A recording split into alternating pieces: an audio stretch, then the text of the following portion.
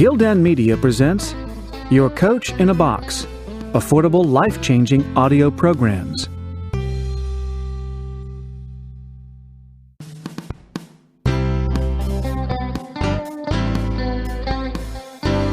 Trump, Never Give Up. How I Turned My Biggest Challenges into Success by Donald J. Trump with Meredith McIver.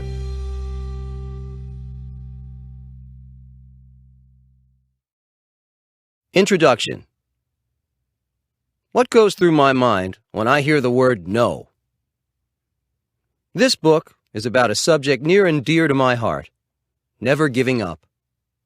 Needless to say, I have a lot of experience in this area, so I feel I have some insight on the subject.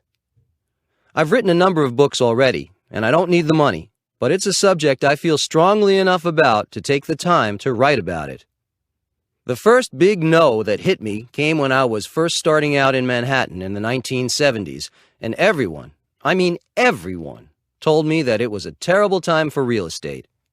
Even people who were well established were saying that. What they were saying was true. The market had definitely cooled, and there was no denying that fact. Even worse, there was serious talk about New York City going bankrupt. Then the federal government announced a moratorium on housing subsidies. The city had been receiving them in abundance, and suddenly, that was no more. If I'd only considered the facts, which weren't too rosy, there is no way I would have ventured into real estate. But I did. Why? Because when I hear the word no, it becomes a challenge to me. I believe the so-called impossible is actually very often possible if you're willing to work very hard and if you realize that problems can become opportunities. New York City was having problems, but maybe I could do something about those problems. That kind of attitude can give you the power to conquer obstacles and succeed in the face of long odds. I want this book to help you do just that. As I went along, I realized that every project came with its own set of major challenges, and I began to learn to expect them. That was okay, because I was prepared. That's another reason I'm writing Never Give Up, to let you know you should be prepared and to try to help you with the situations you might encounter. Our experiences will not be the same, but I've learned a great deal from reading about other people and history and by applying what I've learned to my own circumstances. My hope is that you will do the same, learn from my problems and experiences, and you'll do a better job of anticipating and solving your own. And remember, the way I see it, the bigger the problem, the bigger your chance for greatness. One thing I've learned is that discouragement should not be tolerated for very long. It's okay to get fed up a bit and maybe gripe for a minute or two. Personally, I like to go golfing when I'm stressed or just swing a club in my office. But feeling negative should be a very temporary state of mind. It's hard, but there is a form of mental courage that can be cultivated, and you will see in the following chapters some examples of how I dealt with some pretty big blows and setbacks. Of course, a lot of things are just irritating, so don't be surprised and don't overestimate them in your mind. Learn to put them in perspective. You'll see in this book how I learned to do that. Having confidence in yourself is key to being resilient and staring adversity in the face. This book is dedicated to giving you that foundation of confidence and the ability and desire to never give up. See you in the winner's circle. Donald J. Trump. Chapter 1. The lowest moment in my life and how I fought back. $1 billion in the hole. What do you do when the entire world tells you it's over? I had such an amazing reversal of fortune in the early 1990s that I am listed in the Guinness Book of World Records for the biggest financial turnaround in history. I don't recommend anyone aim for the same goal, but when you've been on the financial high wire, it gives you a certain perspective that might be helpful to other people. It's been said that what makes me accessible to people, aside from The Apprentice showing how I operate in the business world, is that I've faced tremendous adversity. It's something just about anyone can relate to. The difference may be in the amount of zeros after the numbers, but the point is, people can relate to difficulties. I don't think anyone gets away with a challenge-free life experience. As one writer described the journey of life, no one gets out of this alive. That's a bit existential, but when you're down a few $1 billion in the red, it can make you think in new dimensions. My situation in the early 1990s wasn't looking great. I had billions in loans I couldn't pay, and I had personally guaranteed $975 million of that debt. I could easily have gone bankrupt. This shouldn't surprise anyone because I'd always done things in a big way, and so it follows that my highs would be followed by a suitably low low. That was a tremendous low. The banks were after me, people avoided me, there was a recession, and the real estate market was almost non-existent. This was not a good scenario. Then in March of 1991, both the Wall Street Journal and the New York Times ran front-page stories on the same day, detailing my predicament and the total financial ruin that would happen any moment. The radio stations got the story, and the loss of my empire was big news around the world. They were sure I was finished. It would have made a fantastic story, except that it was happening to me. That was the lowest moment I had yet encountered in my life. The phones in my office were even quiet, which had never happened before. In fact, I suddenly had a lot of quiet time to think, and I reviewed the situation objectively. It became clear to me that part of what got me into this situation was that I had lost my perspective and started to believe the news stories about me having the Midas touch when it came to business. In other words, I had become complacent. My momentum wasn't where it should have been. However, giving up is something that never entered my mind, not for 1 second. And that's the reason I think I confounded my critics. They were trying to skewer me, but it had the opposite effect. It just made me want to make a comeback, and in a big way. I knew I could prove them wrong by being stubborn, being tenacious, and not giving in or giving up. I became a stronger person very quickly during this time.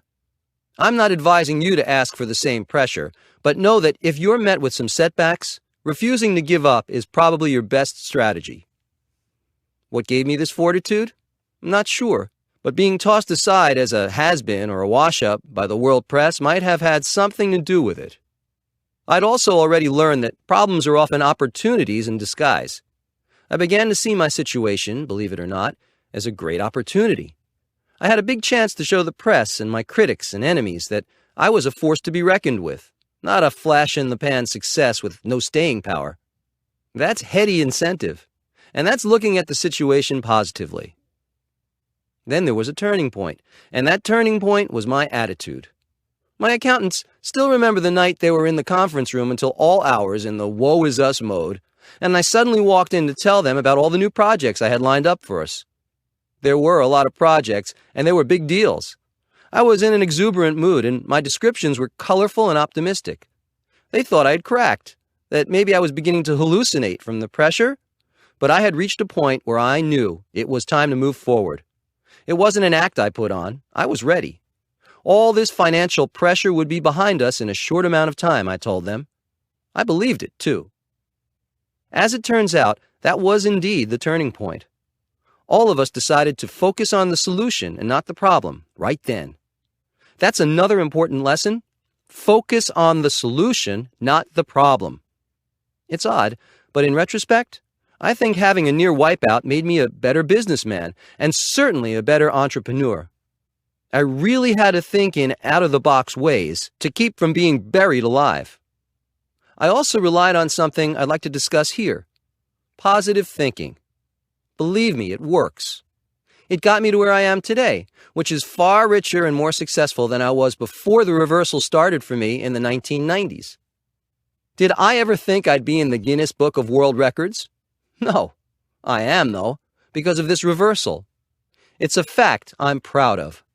Adversity works that way sometimes. Let it work to your advantage. Coach Trump. Make it happen in your life. A lot of success depends on how well you can handle pressure. It may seem like a hard fact of life, and it is, but there is something you can do about it. Envision yourself as victorious. Focus on that instead of your nagging doubts and fears. Focus on objective insights and solutions. Pressure can diminish and disappear when you clobber it with a positive attitude. Even if you don't feel indomitable, act that way for a while. It helps. Chapter 2. Failure is not permanent. Wholeness and the art of the comeback. I feel strongly about the importance of wholeness. It's a combination of all the components of life that make us healthy, happy, and productive. To my mind, the opposite of wholeness is failure. If it happens, and sometimes it does, the best remedy is to move forward, to realize that failure is not permanent, and to immediately focus in the right direction. Ultimately, a solution will show up.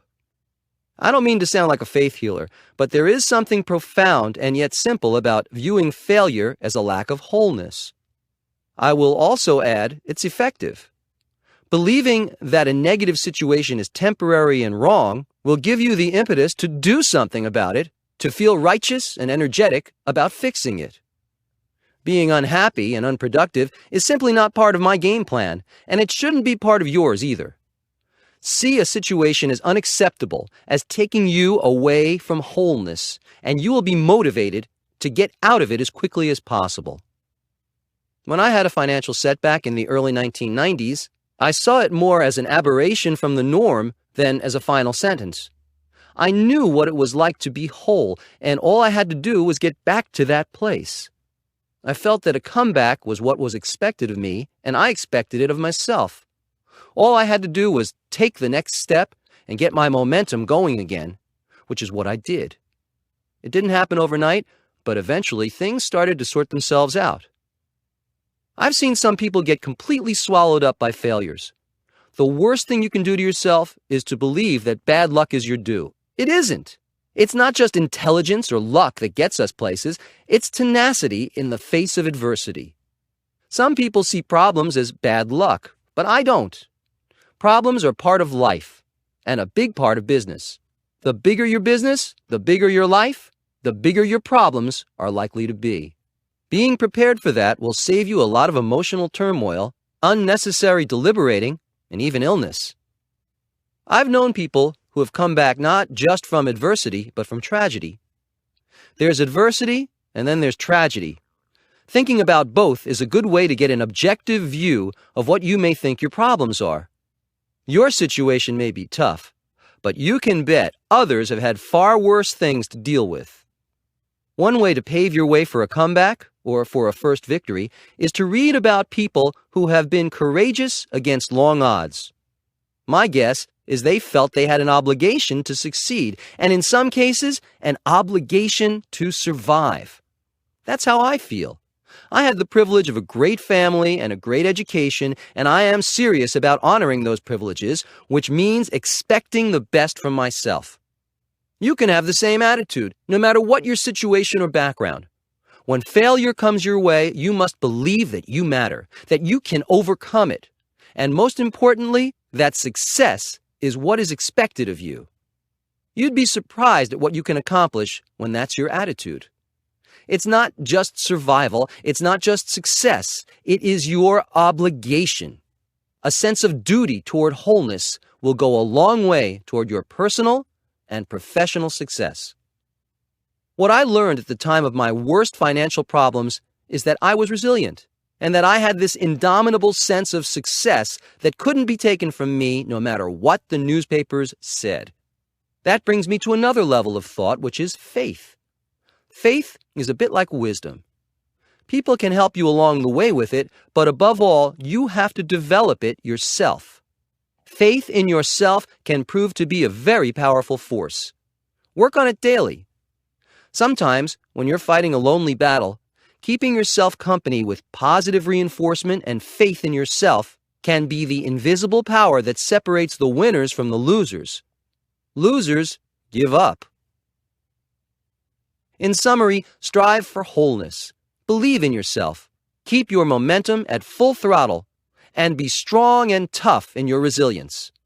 Don't expect anything less than that from yourself, and I can assure you that success will become a permanent situation for you, even when your external circumstances may not show it.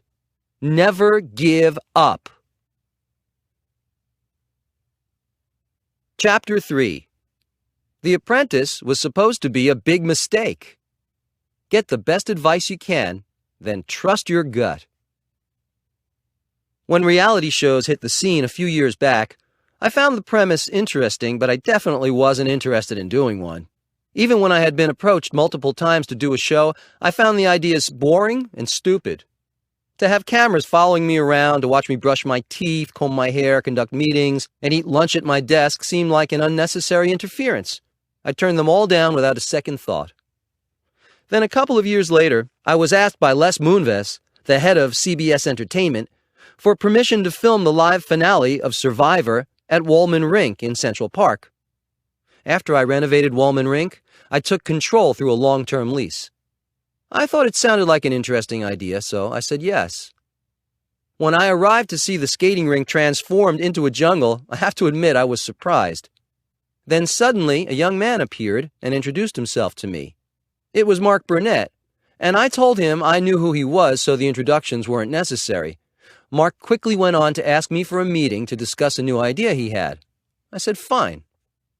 About a week later, he came to my office, and after some preliminary chat, told me he had an idea for a new jungle reality show, only the jungle would be the canyons of New York City and the world of big business. There would be a 13-week job interview, and the winner would become my apprentice in real life. They would get a job at the Trump Organization. There would also be an educational subtext, which appealed to me immediately. A reality show with some substance could be a new concept for everyone. I told Mark I was interested. Then what we had to do was pitch the project to the top networks. Everyone wanted it, and they too loved the concept. We went with NBC, who also broadcasts my Miss Universe, Miss USA, and Miss Teen USA pageants. We already had a strong relationship, so that was a done deal. Now for some of the challenges. First, not one single person except Mark Burnett and NBC was enthusiastic about The Apprentice and my participation in it. All my advisors thought it was a risk, that it would bomb, that my credibility as a businessman would be jeopardized, that my focus would be lost, and that I was making a huge and ultimately very public mistake. When I look back, it's pretty amazing how dead set against it they were. The biggest mistake you'll ever make was a common phrase I heard. I didn't feel a lot of support. I reviewed their considerations and thought, I hope they're not right because I already told Mark Burnett I was going to do it. My gut instinct told me it was the right thing to do without consulting anybody. The next problem was that Mark Burnett told me that the most time they would need from me each week to film the show was 3 hours. 3 hours for a primetime show. Amazingly, I believed him. When it turned into more like 30 hours, I had some concerns. Namely, I was running a huge organization and already worked about 12 hours a day. How would I handle this? For once, I thought I'd probably overextended myself big time. What I decided to do was to take it week by week, realizing it would probably need more time initially and that I could live with that for a short time. What happened is that it gradually did become part of my daily routine, but my days were definitely longer. I adjusted, everyone adjusted, and it gave me a new form of energy as well. If you are faced with a situation that is demanding of your time, give it a chance to settle in. You'll be surprised at how much you can actually do each day. The low point. The week before The Apprentice aired for the first time in January 2004, I remember wondering if that would be the last week of my well-respected life. I couldn't help but think that, considering all the negative advice I'd been given. Although the electric energy we seemed to capture during the shooting was strong. Was it just because it was something new for me? Was it really going to be good? What if it was a disaster? How long would it take to recover? There was a huge amount of media attention already. Having a show bomb in that environment wouldn't be easy to handle. These pre-debut thoughts were the low point for me because they were justified concerns, not just nerves or negativity. What got me through was remembering my gut instinct that said, "This is a great idea, go for it." Fortunately, the show was a sensation. It became a #1 show very quickly. Everyone was excited about it, and so was I, but I was also relieved. It was a big chance to take. It's one thing if you're not well known and your show tanks, but if you're already famous, the sting is worse. If I hadn't decided to take the risk, go against my advisors, and do the show, none of this would have happened. One side effect is that my brand became far better known around the whole world, and there was an amazing media interest in everything I did. That's another form of free advertising. It worked to my benefit as a businessman as well.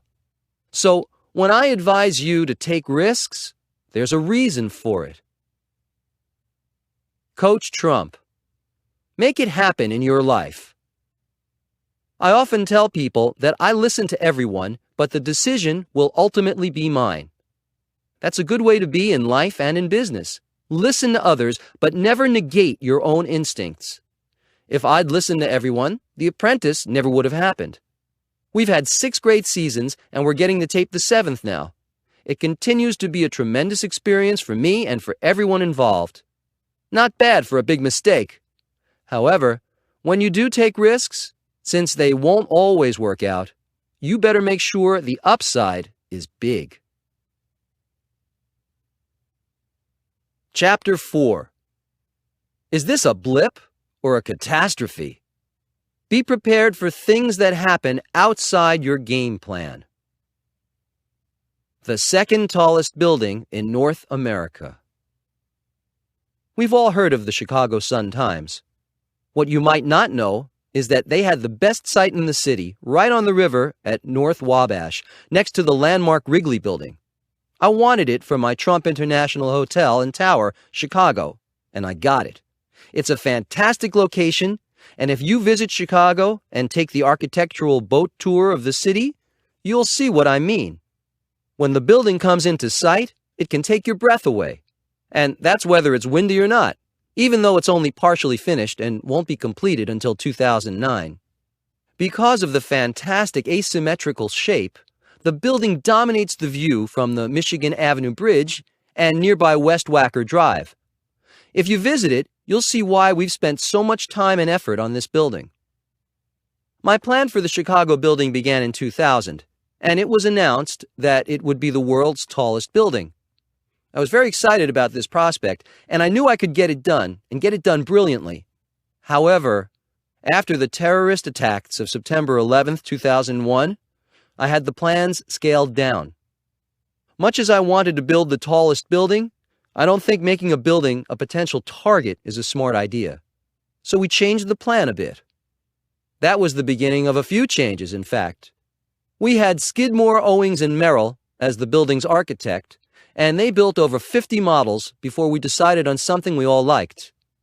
Then this design was further refined after comments from the Department of Planning, community groups, and architectural critics of Chicago, who were a big consideration. The revisions were done in 2002, and it was approved. Later, in 2004, we changed 10 floors from offices into hotel rooms and condominiums, based on marketing considerations. We finally began construction on March 17, 2005, 5 years after I announced the project. You can see by the timeline that things don't happen overnight, even if your name is Donald Trump. This building will be a big beauty. It will be 2.7 million square feet, 92 stories, and will incorporate a health club and spa, a 5-star luxury hotel, condominiums, executive lounges, retail shops, and garages. The penthouses will occupy the 3 top floors. It will be the tallest concrete structure and the second tallest building in North America after the Sears Tower. The hotel is slated to open in December 2007, with the entire building to be finished by the spring of 2009. The cost will be around $800 million. This is a huge project. The low point. There have been some problems. Some big ones, naturally. 3 weeks after we began foundation construction, we discovered that water had begun leaking into the building site from the Chicago River. Since the foundation was being laid below the level of the river, it was always a possibility that the old river bulkhead that was already in place wouldn't hold. However, that wasn't the problem. Water was coming in through a corner where the bulkhead and the Wabash Avenue Bridge met. This could be a serious problem, so we dealt with it seriously, and it was taken care of. After a while, it is possible to take problems in stride if you have the right attitude and know what you are doing. Another element of the building that took an odd turn was the structural design. In the original concept, the base and first 14 floors of the building were designed to be a structural steel frame with a reinforced concrete building above. Very late in the design process, as we were bidding the work, we found that there was a huge spike in the world commodity prices for steel due to industrial growth in China absorbing so much of the world's supply. We went back to the drawing board and redesigned the building as all concrete, saving several $1,000,000 in the process and simplifying the construction logistics. We also had to consider that the rock caissons, supports for the tower, which are sunk into the bedrock, make a lot of noise during construction, and we hoped that our Chicago neighbors could put up with 241 of them being pounded into the bedrock. About a fourth of the supports had to go down 110 feet into the limestone, so you can see that this alone was a tremendous project. We got it done and didn't make too many enemies in the process. Because each of the columns carries 14 million pounds, the support system has to be carefully and meticulously thought out and implemented. We had another problem much earlier in the game when we lost our partner, Conrad Black and the Chicago Sun-Times, to a corporate scandal and indictment, and I hope he hangs tough. He's been through a lot. We made a deal to buy out their interest in the project. More recently, we lost our architect at Skidmore, Owings & Merrill when he resigned from the company. These can be big losses, but you know what? We just dealt with them and kept moving forward. We are prepared for problems along the way, and like good soldiers, we just keep on going. As the general, I have to admit and take responsibility for the fact that things work out as they will, no matter how prepared you are, but we still do our best to plan and focus, then have the resiliency to immediately regroup from setbacks. Our plans and our resolve were strong enough to continue our work without giving in to any interruptions.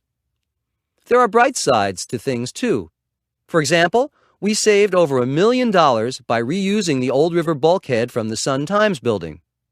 We were pleasantly surprised to discover that we had less site cleanup because the newspaper had switched to soy-based ink from petroleum-based ink back in the 1970s, so there was much less ground pollution than we had expected. Sometimes, when you start thinking about all the problems you've got, it's a good idea to focus a little on some of the positives in the situation. Coach Trump. Make it happen in your life. When things happen that might be outside the outline of your game plan, ask yourself, is this a blip or is it a catastrophe? We had some blips along the way with our Chicago building, and we'll probably have a couple more, but it's still been a fantastic development and experience. Will you have problems when you tackle something big? Yes. Will you let them derail you? You absolutely should not. Let your passion for your work carry you through all the setbacks they can throw at you. Be it wind, water, resignations, scandals, whatever, you can prevail. Your insurance for overcoming these perils is free. It's called never giving up. After a while, it is possible to take problems in stride if you have the right attitude and know what you are doing. Have the resilience to immediately regroup and change course if you need to after you hit a setback. Chapter 5. I love a good fight. The Trump Soho Hotel Condominium. Soho has been a chic neighborhood for some years now, and I waited a long time to enter it as a developer. I knew it'd be a fight to get anything going there because most of Soho is made up of low-rise buildings and is subject to strict zoning laws. I doubt if any of you would think of or refer to Soho as a manufacturing center, but for historical reasons, that's how much of it is zoned. So, building a residential structure in the locations I wanted is not permitted. However, you can build a hotel there. When I learned that, I decided to build a condominium hotel in Soho, a tall one. Soho is considered a mecca for art, film, and fashion buffs, with over 250 art galleries, 100 designer stores, and over 200 restaurants. In other words, it's a great area to visit and an even greater area to stay. I believed Soho deserved, and was ready for, a first-rate 21st century hotel.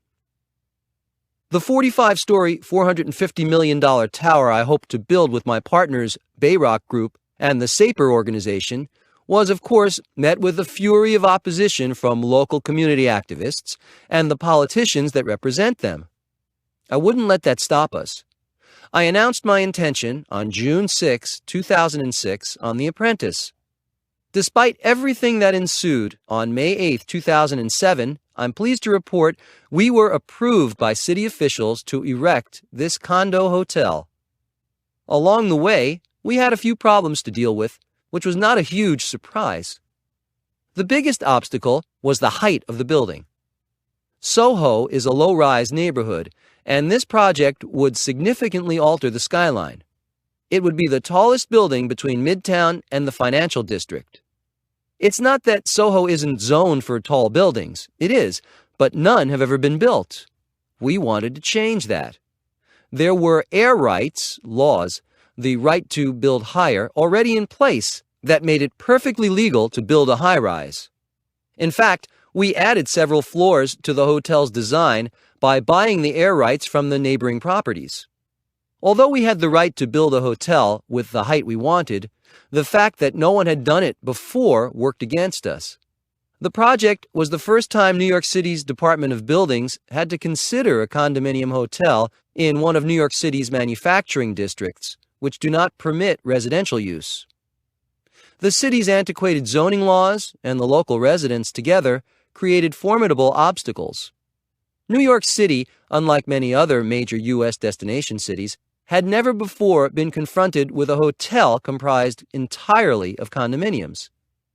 The key zoning consideration for the city was that the units would not be residences for the owners, but would be for transient occupancy. That meant we had to prove to the Department of Buildings that Trump Soho would not be a residential building, but a building for short-term stays. And I firmly believed we could convince the city officials of this. A condo hotel is not an apartment. It operates on the premise that the buyers have the right to use their condo units for only a certain number of days each year. And when an owner is not occupying their condo hotel unit, the units get rented out as hotel rooms. It's a great setup because both the owner and the management company collect revenues. The units in Trump Soho are not designed for permanent residences, nor would an owner use his or her unit that way. The look, feel, and design of a luxury hotel is far, far different than that of a residential building. We worked tirelessly with the city to make our intentions clear. As expected, everyone and their cousin came after me for this, and the Greenwich Village Society for Historical Preservation called my plan a Trojan horse way to sneak condos into manufacturing districts across the city. They said my motives were entirely covert. How a 45-story building can be considered a covert operation is beyond me, but you get the idea. There were demonstrations and neighborhood alliances that made it clear that I would not be receiving a warm welcome. So what else is new? Meanwhile, the silent majority of the neighborhood actually supported the project and saw it for what it is, a major attraction for tourism and business. The project will significantly improve a neighborhood that had been artificially suppressed for years as a result of its antiquated manufacturing zoning. Despite the very vocal minority, I wasn't about to be slowed down. We started excavation in 2006, even though we had not yet received approval to build above ground. Then another problem arose. In December, the excavating contractors came across some human remains that were later determined to be about a century old. We immediately and voluntarily halted work. The police arrived, and the city ordered us to stop work on the lot altogether. This may not have been legal, but we agreed. We then hired a team of archaeologists to excavate and identify the remains. At this point, what we didn't need was more publicity while waiting for approval, but of course it made the news. And one director of a city preservation society quipped that we should rename the project Trump Condo Hotel and Mausoleum. It's always something, isn't it? In the end, and despite all of the hoopla in the press, By attacking the skeleton problem immediately and in force, we were able to get back to work within a week. Then the bloggers got going on the subject of the hotel and the discovery, and it was a big topic for a while. We were also getting many letters from citizens and societies opposing our constructing the building. There were demonstrations at the site, and the controversy went on for close to a year. Additionally, we were accused of building a 45-story target for a terrorist attack, and there was an online cartoon that had a skeleton with a comb-over as an advertisement for the new building. One thing for certain is that all of New York and all New Yorkers knew I was building a new building. Someone once said I was a great promoter, but sometimes I don't have to do a thing to get attention. The hits kept coming, and it felt like being in the eye of a hurricane, but it made us solid and stronger in our mission. At one point, someone got hold of some of our early drafts of marketing materials, mentioning that the units would be a great residential opportunity, which created a political and activist firestorm. However, we stayed focused on what we wanted, to get approval. We knew we couldn't change the zoning, nor could we build under the existing zoning if the building was characterized as residential. So we were very focused on proving to the city that the building was not residential and that we could proceed within the existing zoning laws. We showed the city that we had specific constraints regarding occupancy that were very clear. My team ended up negotiating with the city for months over a 6-page restrictive declaration, which included many hour-long sessions where the city officials would analyze and critique every comma in that document, literally. We were airtight and transparent in what was being offered. Our condo plan published everything in black and white. Nothing was hidden. As a result, we finally got approval. Our proposed building was absolutely within the zoning laws of Soho, and no one could argue otherwise. My father had always said, know everything you can about what you're doing. And that's the advice I followed. Every adversity served as fuel in what had become a fight of city-sized proportions. As of today, the Trump Soho project is going along beautifully. Both Don Jr. and Ivanka are working on it with me and my partners, as did Sean Yazbek, The Apprentice Season 5 winner, and Julia Schwartz of Bayrock. It's going to be a wonderful, elegant, and tasteful addition to the Soho neighborhood. There will be 25,000 square feet of commercial space that will include a top-notch restaurant, a 7,500 square foot spa, and a 12,000 square foot conference center. And there will be 360-degree views from the 12th floor up. We'll have a stunning year-round pool with full-service private cabanas, a private library, a cafe, bar, and restaurant, and I can guarantee you that my Soho neighbors are going to love it. Eventually. It will enhance their property value, for one thing, because it's going to be a beauty. Be sure to visit the famous manufacturing district of Soho when you come to New York and take a look. Soho caused perhaps a few more problems than expected, but it was all in a year's work to us. That's big city business, and we are big enough to handle it. Be sure you have the same attitude. It will save you a lot of unnecessary anxiety. Coach Trump. Make it happen in your life. Adversity is a fact of life. Chances are that you will never wake up to an adversity-free day. Accept this as a challenge rather than a disappointment. Be bigger than the problems. Be ready to fight for your rights, and all will be well. Chapter 6. Remembering September 11th, 2001. If you never give up, you'll be able to give back. I was watching the morning news on television in my apartment on September 11th, 2001, when I first saw what had happened. The rest I could see from my window. I had predicted an attack in my book, The America We Deserve, which was published in 2000. But that doesn't mean I wasn't affected by what happened that day. It was an act of depravity and spiritual destitution. After the attacks, some people and companies left New York City, but I never considered moving. I'm a New Yorker, and this is my home. I knew that New Yorkers are resilient, and that New York City would not only survive, but thrive, which has happened. Since then, The Trump Organization has always had an annual memorial of some sort on September 11th. The first year, we forfeited our annual Trump Organization Christmas party in order to give the funds that would normally be used for that event to charity. All of us felt it was the right thing to do, and it was. Since then, we have had a memorial in the lobby and atrium of Trump Tower each year, and I attend, as do other members of the Trump Organization. In 2006 and 2007, we had the September concert perform at Trump Tower on 9/11, and it was open to the public. The September concert was founded in 2002 on the first anniversary of 9/11 with the message of peace through music. Haruko Smith, the founder, and Veronica Kelly, the vice chairman, have done an amazing job.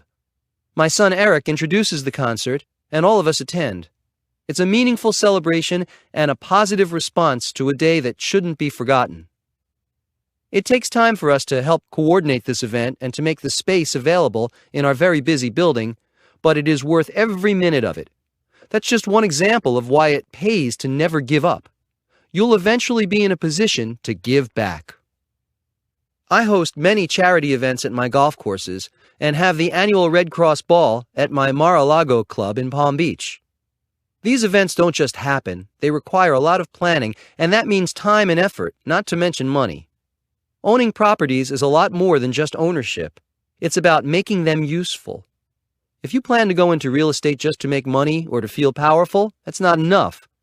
If you can see your gains as a way to share, you will find your work will be much more rewarding and probably more profitable in the long run. Every year we host the Salvation Army in our lobby to kick off the holiday season. This has become a tradition. A band plays, the media is there, I give a brief speech, and the Salvation Army gets some of the recognition it deserves for the great job they've been doing for so many years. This too takes a lot of time to arrange, but we do it every year. Sometimes being a giver will open you up to new talents. Each year I donate an autographed doodle to the Doodle for Hunger auction at Tavern on the Green.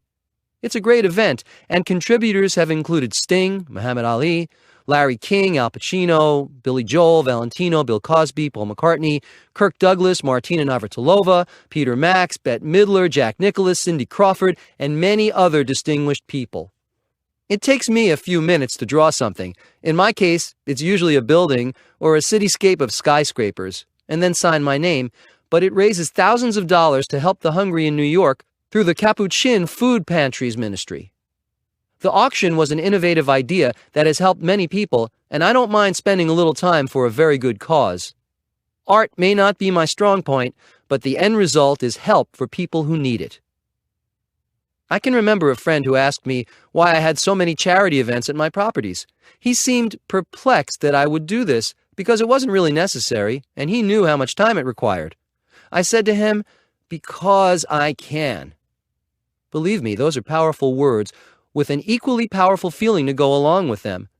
Imagine saying that to someone yourself, "Because I can."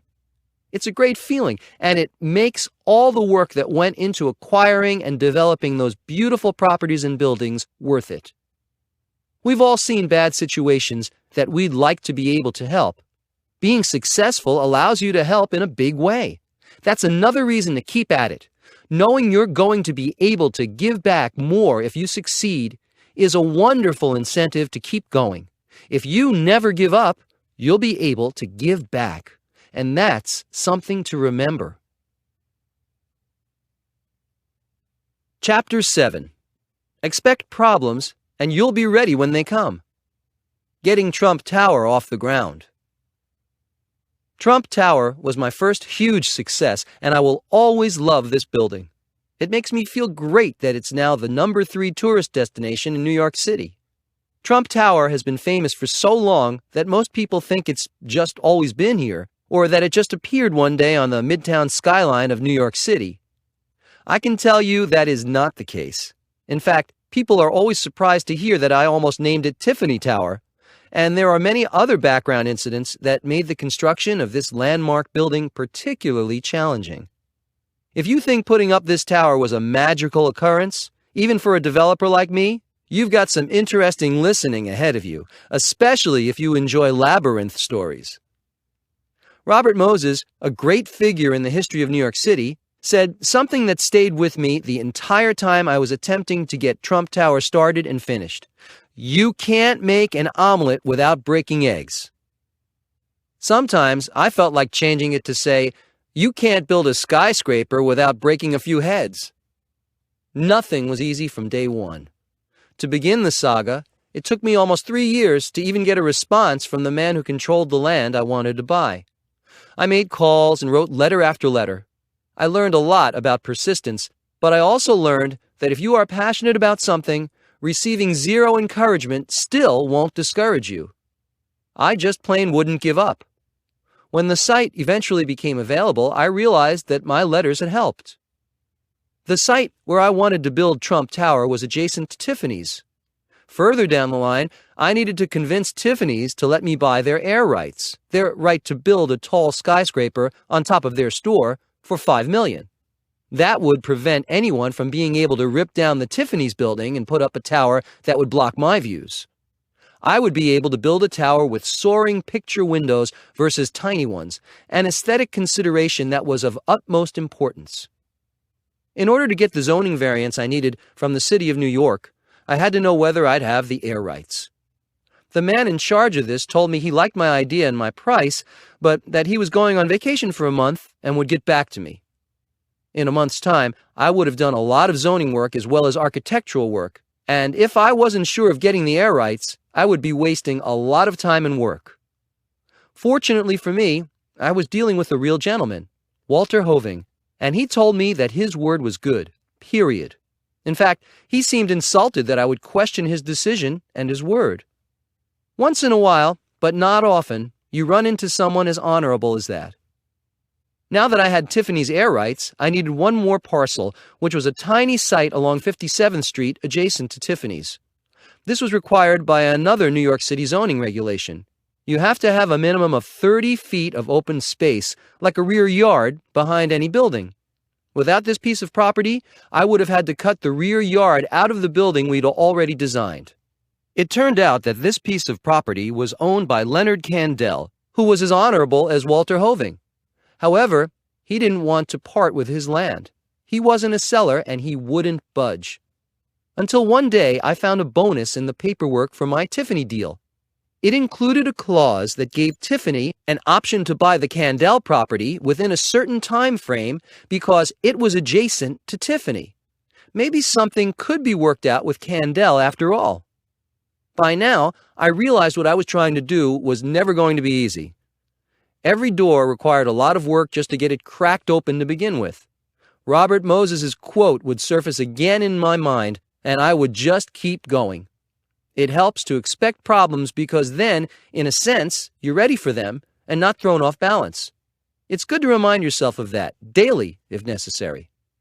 So then, I had to go back to Walter Hoving and ask him if I could buy his option on Leonard Candell's property as part of my deal with Tiffany's. I knew he had no interest in buying Candell's property anyway. Walter agreed.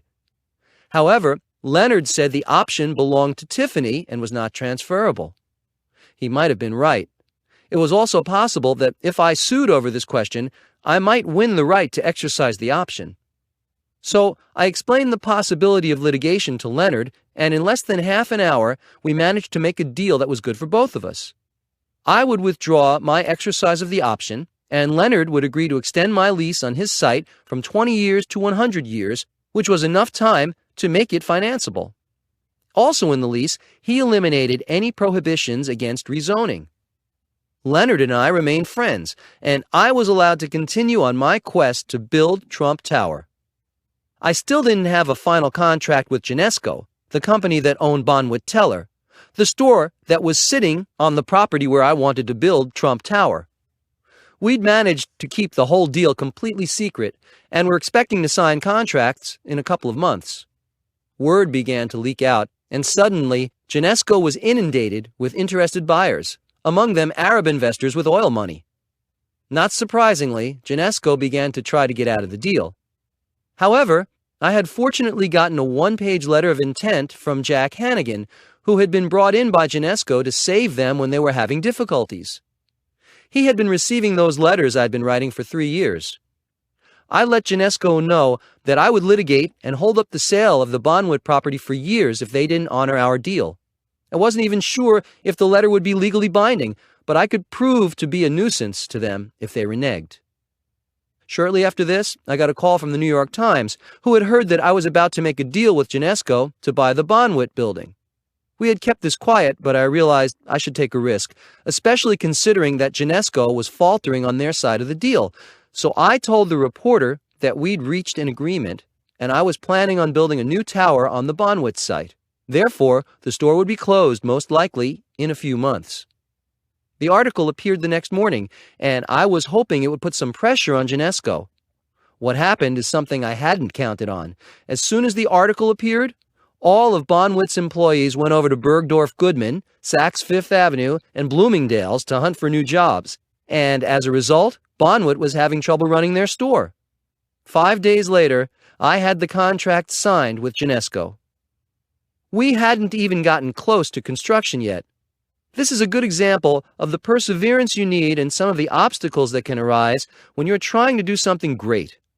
Sometimes it's hard even when you're trying to do something far smaller than a skyscraper. For those of you who think I have the Midas touch and everything comes easily, just remember some of these episodes when you confront your own problems along the way to success, because believe me, you will have problems. It doesn't matter if your name is Trump or not. We all experience these things. Expect it. When I look back, it was a wonderful, exhilarating experience, and every difficult moment was worth it. Chapter 8. Frequently Asked Questions. I get a ton of fan mail these days, and a large percentage of it is from people asking for advice. Sometimes entire classrooms will send me their questions. I've decided to include a few of these questions with my responses. 1. How do you handle the person who consistently makes the same mistakes over and over? I don't. They're working for someone else now. 2. What is the most important characteristic of a good leader? Discipline. It helps if everyone has it, but if a leader doesn't, he or she won't be one for very long. 3. What are the most important steps for someone who intends to be successful? Do your homework. In other words, learn everything you can about what you want, know what you are up against, and research every aspect of your endeavor. Talk to all the experts you can find. It can't be a hit or miss approach. The odds are already against you, so don't make it harder on yourself by being negligent. 4. What will distinguish the leaders of tomorrow in the real estate industry? Those who have both vision and discipline will succeed. One is useless without the other. With both, you have a chance of becoming a leader, provided you've learned and sharpened your instincts through your experiences. 5. Who are some of the people in history you admire and why? Abraham Lincoln is one, because he was president at the most difficult time in our country's history. He was also self-educated and endured many years of adversity prior to becoming president. Another would be Winston Churchill, a leader at a pivotal time in world history, World War II. He was a great orator who inspired thousands of people with his speeches, and he won the Nobel Prize in Literature for his historical writing. 6. What is your favorite dessert? Ice cream. 7. What do you like about your job? Everything. Every day is a challenge, and every day is great. 8. Do you go out for lunch? Very rarely. I don't like breaking up my workday. It interferes with my momentum. I prefer to have something to eat at my desk, which takes maybe 5 or 10 minutes. 9. What advice do you have for someone who wants to start his own business? Be ready for problems. You'll have them every day. Keep your focus no matter what, and be as big as your daily challenges. Never give up. 10. What if things don't work out the way we want, even if we work really hard? First of all, know that you've got a lot of company. I've waited 30 years to see some things happen. Some people have waited longer. Always consider that it's possible you might be doing the wrong thing, so that no matter how hard you work, it's just not going to happen. Make sure you're doing what is right for you. You have to love doing it. Then be tenacious. 11. Do you believe in luck? Yes, I know I'm lucky. I was also fortunate to have a great role model.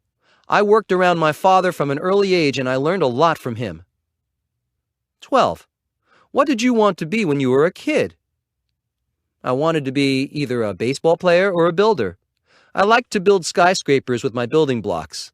I was a good enough baseball player to be offered scholarships and had also considered going to USC to study film, but my knowledge of and love for real estate led me to Wharton.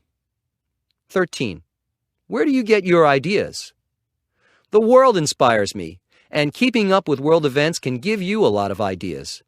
In this age of technology, we have access to more and more information at a faster pace than ever before, and I find that exciting. I keep an open mind, and that's a good way for ideas to start happening. 14. Do you ever fear that you might fail at something? I have a pretty good track record of successes by now, but failure is always a possibility. I am cautious but not fearful. That's a difference. There's a difference. It's important to be circumspect. Know that the possibility of success is there as well as failure. Risk plays a part in everything we do. I could get hit by a bus while I am crossing the street. Things happen. Don't let fear interfere with your plans. 15. What do you do on your vacations? I don't take vacations in the sense of planning a trip somewhere and then going there to rest. I find my work energizing and never feel a need to get away from it. Since I own golf courses and love to golf, I can have a great time golfing while inspecting the course. In the winter, I go down to my Mar-a-Lago club in Palm Beach on the weekends so I can golf year-round. I take weekends more than vacations, which works for me. 16. We like your show, The Apprentice. We were wondering if you like firing people. I don't like firing anyone. Sometimes it's necessary, but I'd rather keep people around me for a long time. I have employees who have been with me for over 30 years. The best working environment is when everyone has the same work ethic and focus and does their best. That's the case with most of my employees, but not always, and if not, then a change has to be made. 17. When you first started out in real estate, what was your main goal? I wanted to be successful on my own terms. My father had been successful in real estate, and I wanted to succeed on my own. I'd always loved beautiful buildings and Manhattan, so my focus was there. I wanted to follow my own vision, and I did. 18. What was the most surprising thing about The Apprentice to you? My image changed. I became very popular after I started firing people every week. 19. What makes you happiest? That's a complex question for being so simple. I'd say several things make me happy. Doing well, doing my best, doing a great job and knowing it's great. Being able to share that accomplishment is good too. I can increase the value of neighborhoods and communities, provide jobs, and I'm in a position to give back in charitable ways. My family is very important to me and always has been. I'm happiest when I'm with them. 20. What was your favorite subject in school? I liked anything to do with mathematics. I excelled in geometry. 21. What is your favorite movie? Citizen Kane. 22. What time do you get up in the morning? 5 a.m. 23. What's the best thing about being rich? Being able to give back is a great feeling. 24. What's the best piece of advice you can give me? Never give up. You can accomplish more things with that attitude than anything else I can tell you.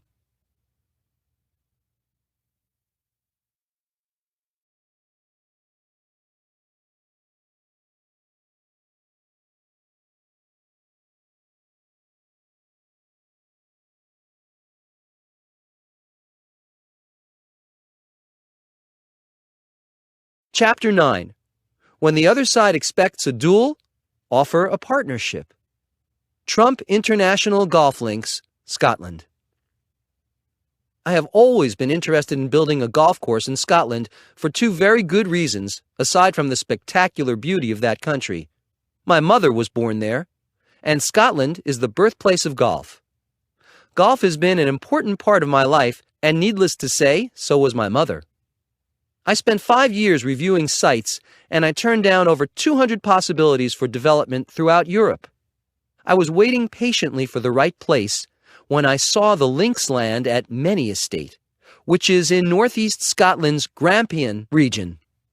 I knew it was the right place. Many Estate and Many House, which dates from the 14th century, is 12 miles north of Aberdeen, which is Scotland's third largest city. More important, I had never seen such a dramatic, unspoiled seaside landscape. It contained sand dunes of immense proportions, 3 miles of spectacular oceanfront, and 1,400 acres in all. It was stunning, and I got excited. The low point. It's not easy when people laugh in your face. I knew that Scotland had a reputation for being a great place when it came to development and business, so I was enthusiastic to begin work there. However, the announcement of my proposed development caused some consternation, and the environmentalists were immediately on guard. In fact, I remember people openly laughing when they saw the scope of what I had planned. This site is of environmental and historical significance to Scotland, and no one thought I would get approvals to go ahead. The environmental statement on Many Estate alone takes up 2 5-inch thick books. The main problem centered around an environmental concern I had never encountered before, called geomorphology. It was brought to our attention by our environmental experts and by the Scottish National Heritage Organization. Since addressing this subject was a planning board requirement and a major hurdle, we took it very seriously and tried to learn everything we could. We hired the leading authority on geomorphology, and every detail was seriously considered. I think we surprised everyone by our concern and professional conscience, and our perseverance and integrity was noted by the decision-makers involved. Back to geomorphology, which is the study of movement landforms, including their origin and evolution, and the processes that have shaped them over the years.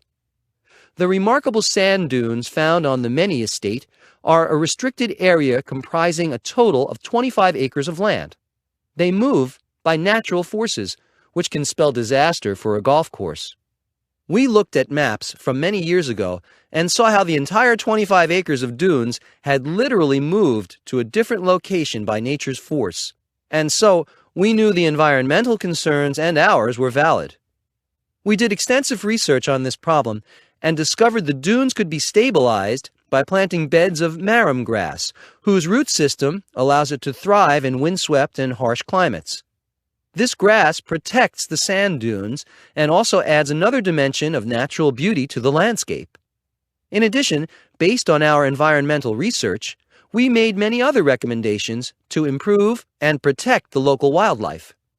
The creation of 3 artificial holts for otters and a written otter protection plan, preparation of a badger protection plan based on new surveys, new habitat creation for red list breeding birds, erection of nest boxes and bat boxes at Many House, biodiversity target actions to maintain and enhance the palmate newt, black-heeled gulls, and wading birds, brown hare, and wick elm, and creation of new slacks, plant and habitat translocation, and seed collection to maintain young dune slack habitat. And that's just a partial list. Remember when I mentioned the 2 5-inch thick books? I wasn't exaggerating. So if you think things just happen because my name is Donald Trump, let this be a reminder that it doesn't work that way. When we finally submitted the final outline of the planning application to the Aberdeenshire Council, it addressed both the environmental and business issues of the development. On the economic side, the construction project would create approximately 6,230 jobs in Aberdeenshire and 740 jobs in the rest of Scotland. The ongoing operation would support a total of 1,250 jobs and 1,440 long-term jobs. Overall, the project could create as much as £205 million in economic value for Aberdeenshire and £262 million for Scotland. Those are some of the facts and figures we submitted, and as you can see, our research had to be very detailed. It's no surprise that support was enthusiastic from the local business community. For my part, this will be an expensive development, costing nearly £1 billion, but it's really a labor of love for me. As I write this a year after the first big environmental issues surfaced, we are going ahead with our vision and very few impediments. How did it happen? How did we overcome the challenges people thought were insurmountable? People were expecting a duel, and instead, we offered a partnership. We worked with the Scottish National Heritage and forged a partnership based on our collective concerns. We did a huge amount of background work and environmental research that took a lot of time and effort on our part, but it was time well spent. Along the way, we broke the barriers and mistrust by being vigilant, open, and honest, and by hiring the best people to get the job done properly. We offered a superior product, and no one could challenge our credibility. The fact that we were environmentally sensitive gave the authorities faith in our ability to do what was best for everyone. Being sympathetic to the rich history and heritage of the area and the overall impact our development might have, as it turned out, was not a sacrifice by any means. It will remain an ongoing concern for centuries to come, I would hope. The Scottish National Heritage is doing their job, and so are we. We are still awaiting approvals for some areas of our development, and George Sorial from the Trump Organization, who I asked to manage the project, has been traveling to Scotland every 2 or 3 weeks to oversee progress. I'll be going over in about 2 weeks, and I've enjoyed every trip I've taken to Scotland. Coincidentally, George's mother was born and raised on the Isle of Lewis, where my mother grew up. Martin Hawtree is designing the course, and we hope to have it done in 2 years. That's not all. We will have a golf driving range, a golf academy, and a short game practice area. The home of golf deserves this kind of comprehensive attention, and we are designing the course to be the best links golf course on earth. It will be the perfect site to host an Open or the Ryder Cup down the line. In addition to the golf links, which will eventually include 2 18-hole links golf courses, we are building 950 condominiums, 500 houses, a 450-room hotel, 36 golf villas, and accommodations for 400 staff members. This will be a destination point for all golf lovers of the world, and the standard for golf development will reach a new plateau when we are finished. It hasn't been an easy road, but after waiting and looking for 5 determined years, every bit of work has been worth it. As a result, I'm nearly an expert at geomorphology. Who could ask for anything more? Chapter 10. Separate yourself from the complaining crowd. You can create your own luck. You may have heard the saying, luck is when opportunity meets preparedness. Well, I agree. I've often heard people talking about how so-and-so is so lucky, as if to emphasize that they themselves are not lucky. I think what's really happening is the complainers aren't working themselves into luck. If you want to be lucky, prepare for something big. Sure, it might be more fun to watch movies, but unless you're going into the film industry, it's not the best use of your time. Developing your talents requires work, and work creates luck. Having this attitude towards success is a great way to set yourself on a rewarding course for your life. There was a lot of talk for a while about venting your frustrations and anxieties and how it might be healthy to get them off your chest. To a point, yes, but to an exaggerated degree, no. I read an article recently about how complaining without doing anything about it is actually detrimental to physical and mental well-being. With the advent of blogging and all the other sorts of opinion-gushing venues available to everyone now, people are spending way too much time harping on negative themes. The emphasis is out of balance, and the negative focus doesn't help the situation. Don't dwell so much on a problem that you've exhausted yourself before you can even entertain a solution. It just doesn't make sense. It takes brain power and energy to think positively and creatively, and to see creatively and positively. Going negative is the easy way, the lazy way. Use your brain power to focus on positives and solutions, and your own mindset will help create your own luck. Shakespeare put it this way in a famous quote from Julius Caesar: "The fault is not in our stars, dear Brutus, but in ourselves." That's a clear, message. We are responsible for ourselves. We are responsible for our own luck.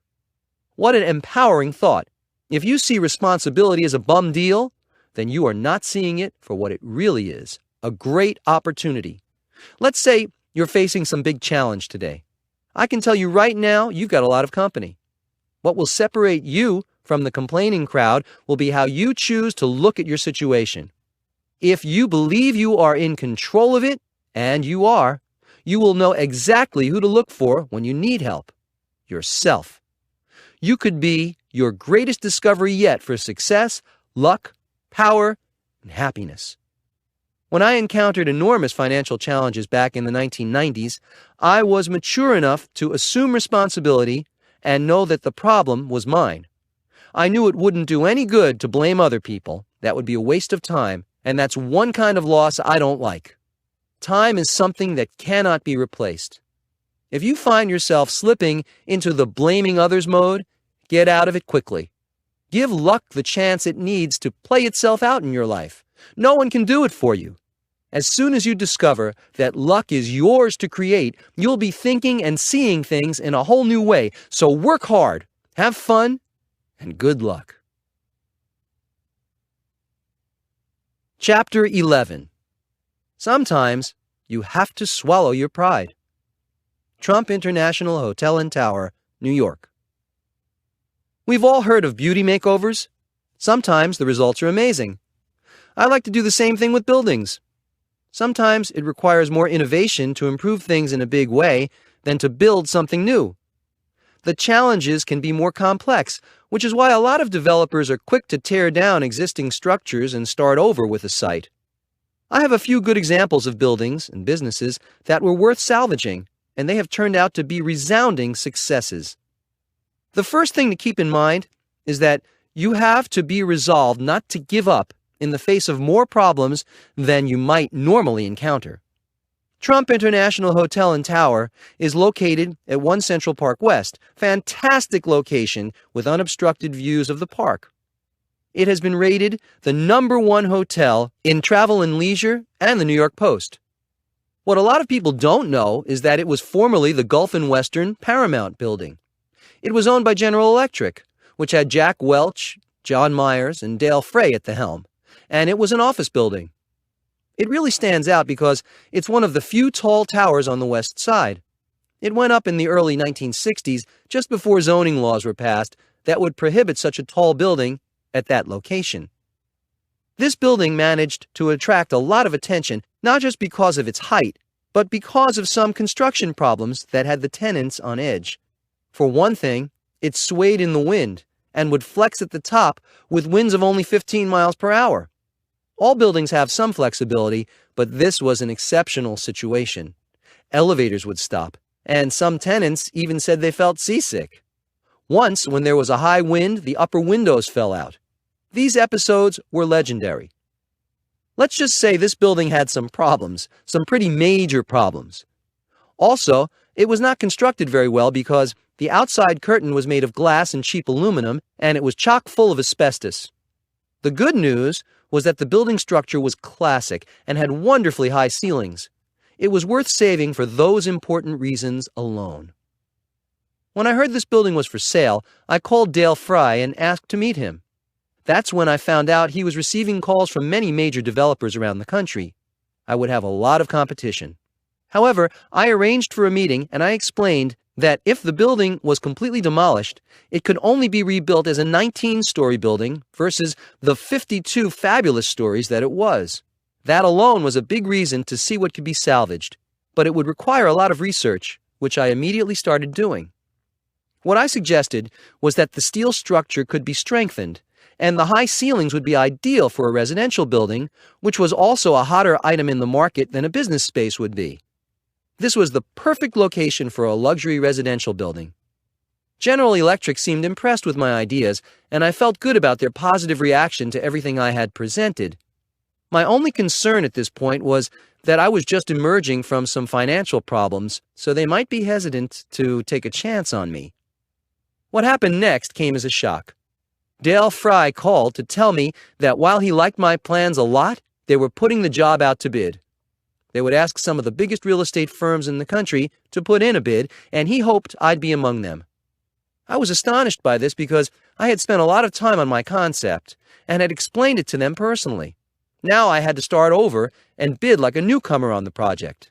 I felt miserable and a bit outraged by this turn of events. I'd basically be entering a public contest, which I didn't think was necessary. I was wondering if they had just been humoring me all that time, even though they appeared to be interested and impressed with my ideas. What could I do? I was definitely interested. I'd already spent a lot of time and effort on this, so I finally swallowed my pride and decided to just go for it.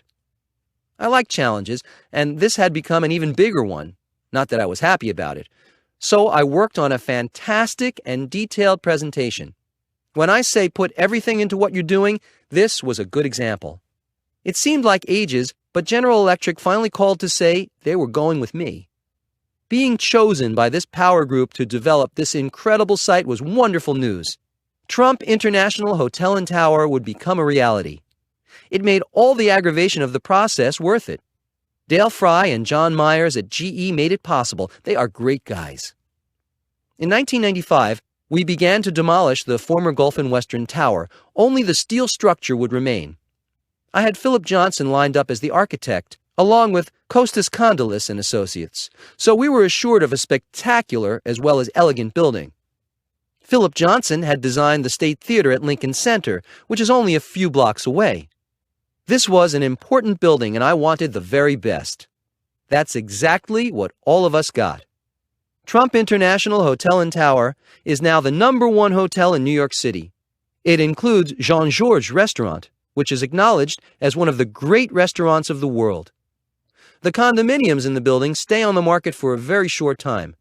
There are waiting lists for everything concerned with this building. It's also the first time a hotel and condominium have been combined, which people now hail as an innovation. It wasn't an innovation to me, just common sense. In fact, it's an idea that is copied around the world today, and with great success. So take the time to think things through. Yes, the original building had major problems. Yes, the approval process was confounding. But that was part of the challenge. It also provided me with a great opportunity. Sometimes you have to look a little harder to see those opportunities, but believe me, it's worth it. Chapter 12. Courage isn't the absence of fear, it's the conquering of fear. Courage means never giving up. It's much easier to give up, and that's exactly what losers do. Being knocked down is one thing, staying down is another. Some very ordinary people have accomplished remarkable things by simply being persistent and never giving up. Abraham Lincoln is a good example. His courage made him extraordinary.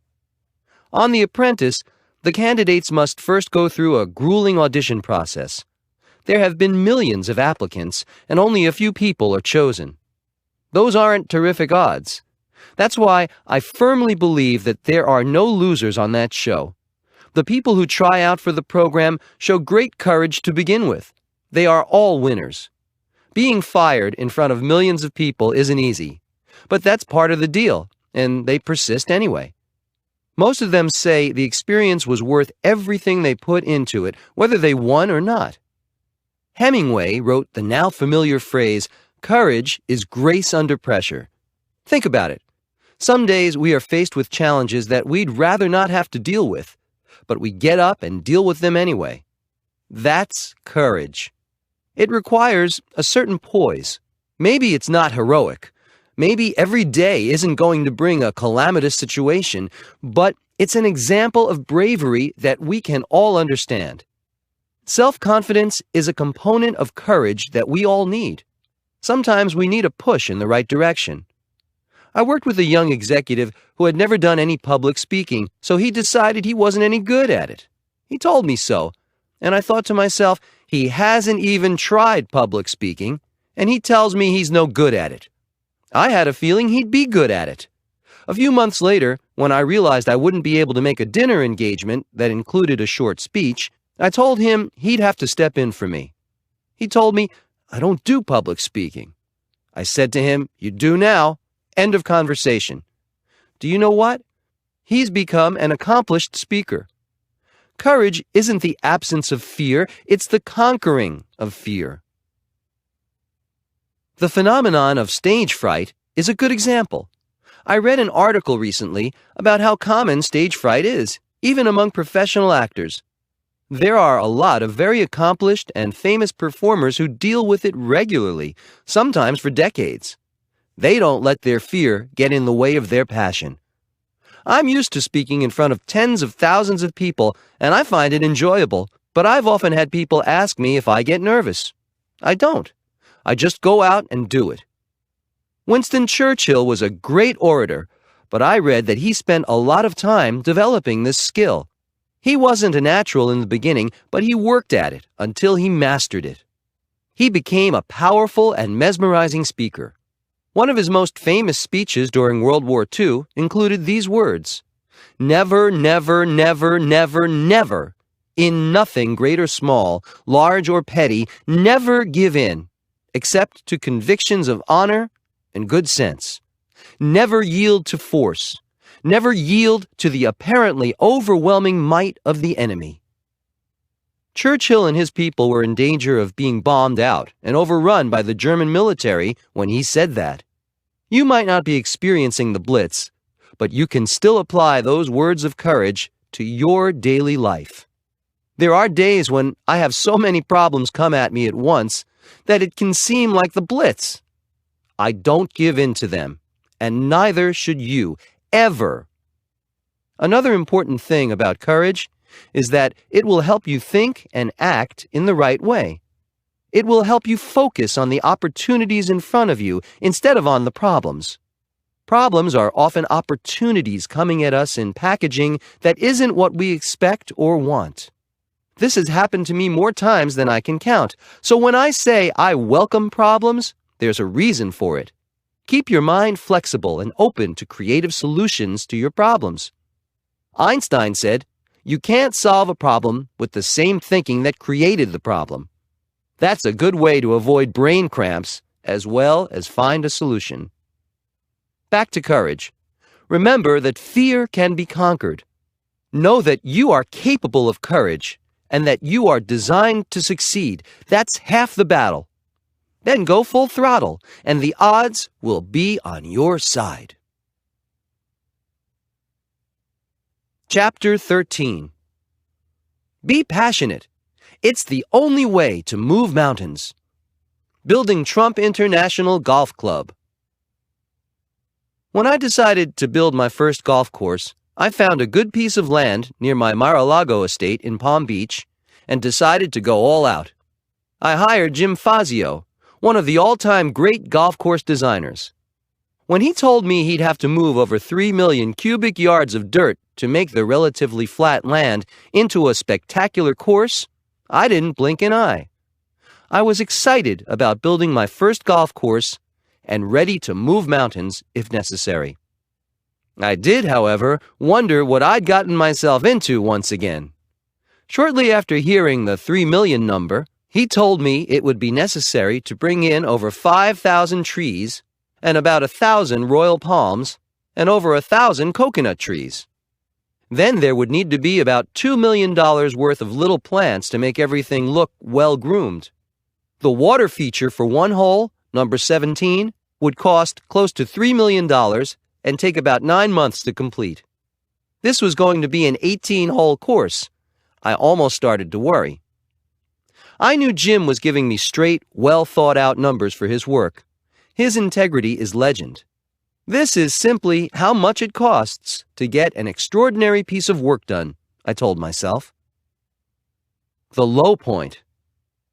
I realized that my original $40 million estimate might be way too low. Is this what happens when a developer who specializes in skyscrapers turns to golf course development? Was I making a huge mistake? Should I have stuck with terrain that I knew more about already? I've always told people to know what they were doing first, to do due diligence to the nth degree, to be cautiously optimistic. I suddenly found myself wondering why I didn't heed my own advice.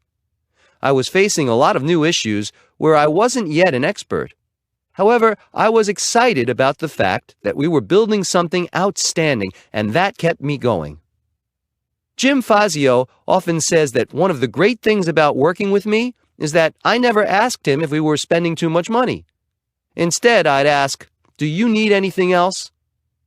He said that attitude helped his creative process. I'm glad he thought that because, in a big way, that's how it was. I have to admit that I had a few moments of doubts. Not big doubts, but doubts nevertheless. For example, it took a solid year to move 3 million cubic yards of dirt and to transplant 5,000 trees. This wasn't fast going, but it was necessary, and it was painstaking work on Jim's part. Then, the Department of Environmental Resources told us that only 50 acres could be cleared at a time, which required us to plan the course in 7 sections. This also involved labeling all the trees and building a lake system. So it took a year before the golf course could even begin to be built. Fortunately, I'm a patient man when it comes to things I care a lot about. I was very excited to have a spectacular course, and I realized that if this is what was required to have that, then so be it. I had made my decision, and I decided to stick with it. I also knew I had a real pro working for me. Jim Fazio's reputation preceded him, and I could see for myself that he was totally reliable as well as genuinely passionate about his work. Was I expecting the impossible? When you are faced with situations like these, it's important to think about why you are doing whatever you're doing in the first place. There are always going to be some problems, and if you can remind yourself of your original goal, it helps to clarify and shed light on any doubts you might be having. Having done that, I was reassured and ready to move forward. Then I heard about the oak trees, 1,000 of them. It took 5 months to move them in because each of them had to be wrapped, and only 3 could be hauled in at a time. These oak trees were 20 to 40 feet tall each. They would line the fairways and would be worth it, I hoped. It was around this time I heard about the gopher tortoises. This was definitely a new dilemma. I'm used to zoning problems, but tortoises? 60 of them, in fact. They had to be cared for, absolutely. We were entering their turf, and we wanted to make sure we found an equal or better environment for them. Safely relocating them became a priority. I learned a lot about gopher tortoises. For example, they have been known to dig burrows as long as 40 feet by 10 feet deep. Just imagine what that can do to a golf course. So while I admired the tortoises for their industry, they had to be carefully relocated. After more than a year of meticulous preparation, the course was actually being built. Every hole was treated as if it was to be the culmination of a great course.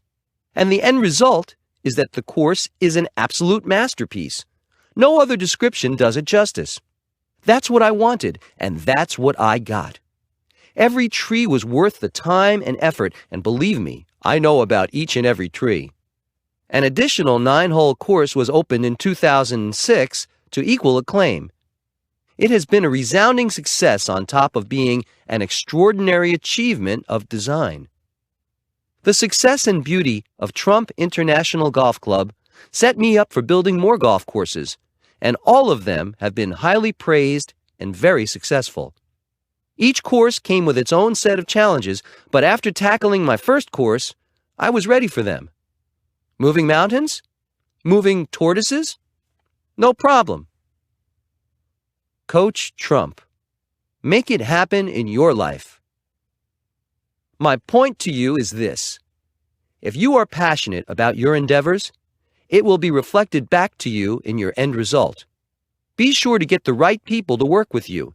Jim Fazio is as passionate about his work as I am, and this becomes apparent when you see the scope and quality of the finished course.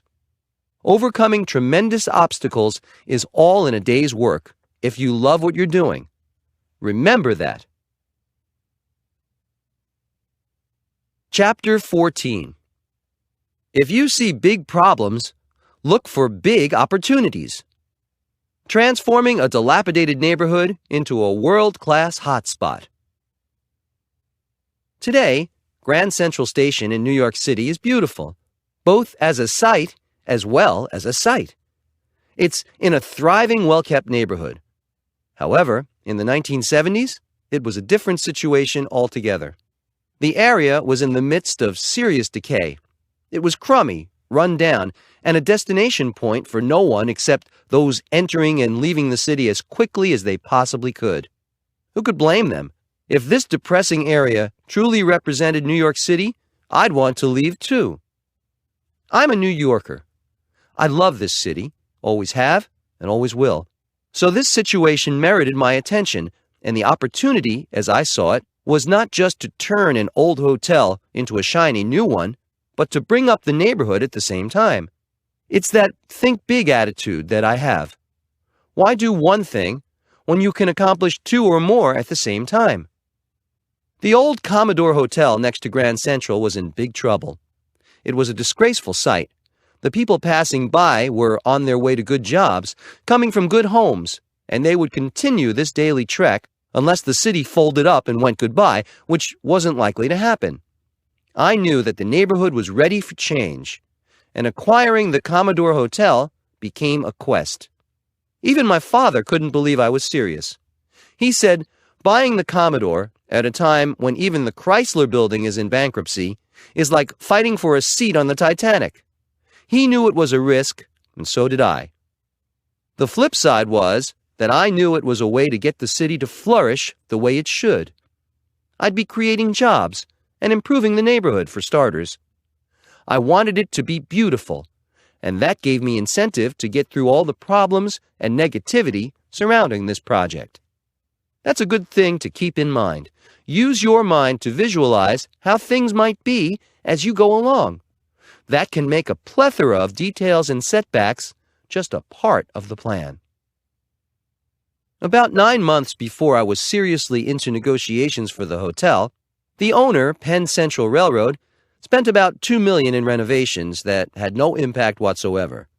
The hotel needed far more work. $6 million was owed in back taxes. It was not a pleasant situation for the owners, and they were ready to get out.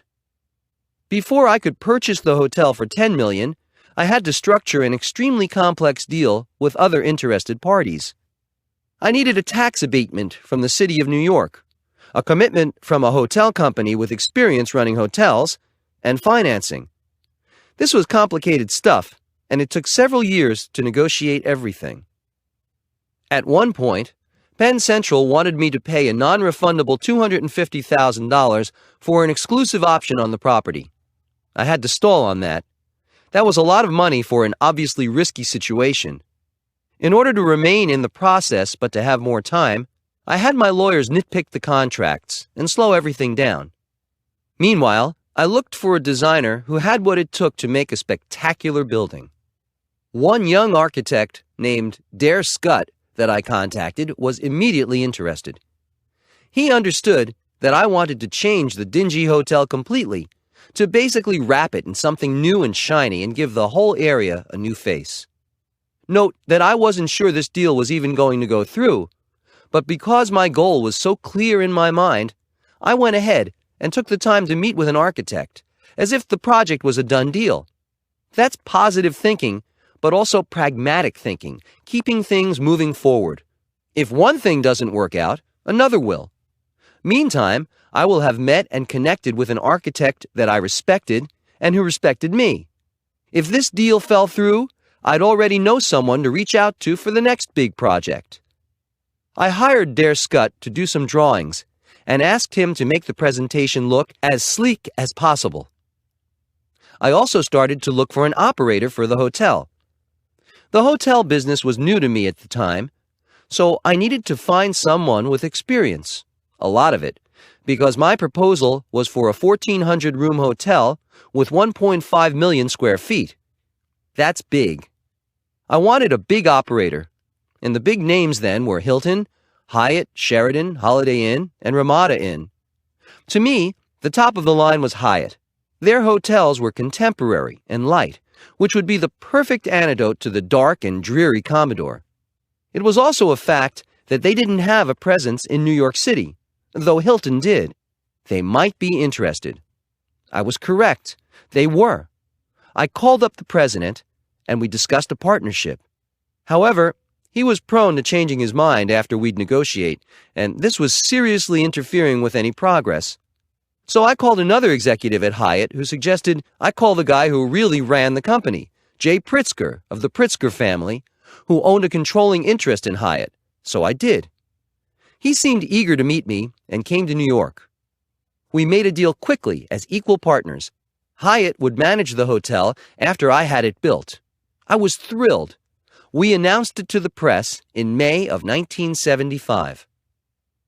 I still needed to get financing and a multi-million-dollar tax abatement from the city. At least with a hotel partner, an architect, and rough cost estimates, I had something substantial to bring with me along with my big ideas. So I hired a real estate broker who had a lot of experience and who was in his 60s.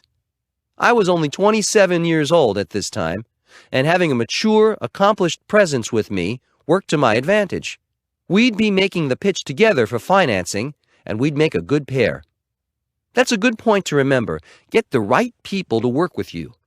When dealing with Hyatt, it was critical that I had gone around the president who was slowing things down and called Jay Pritzker directly.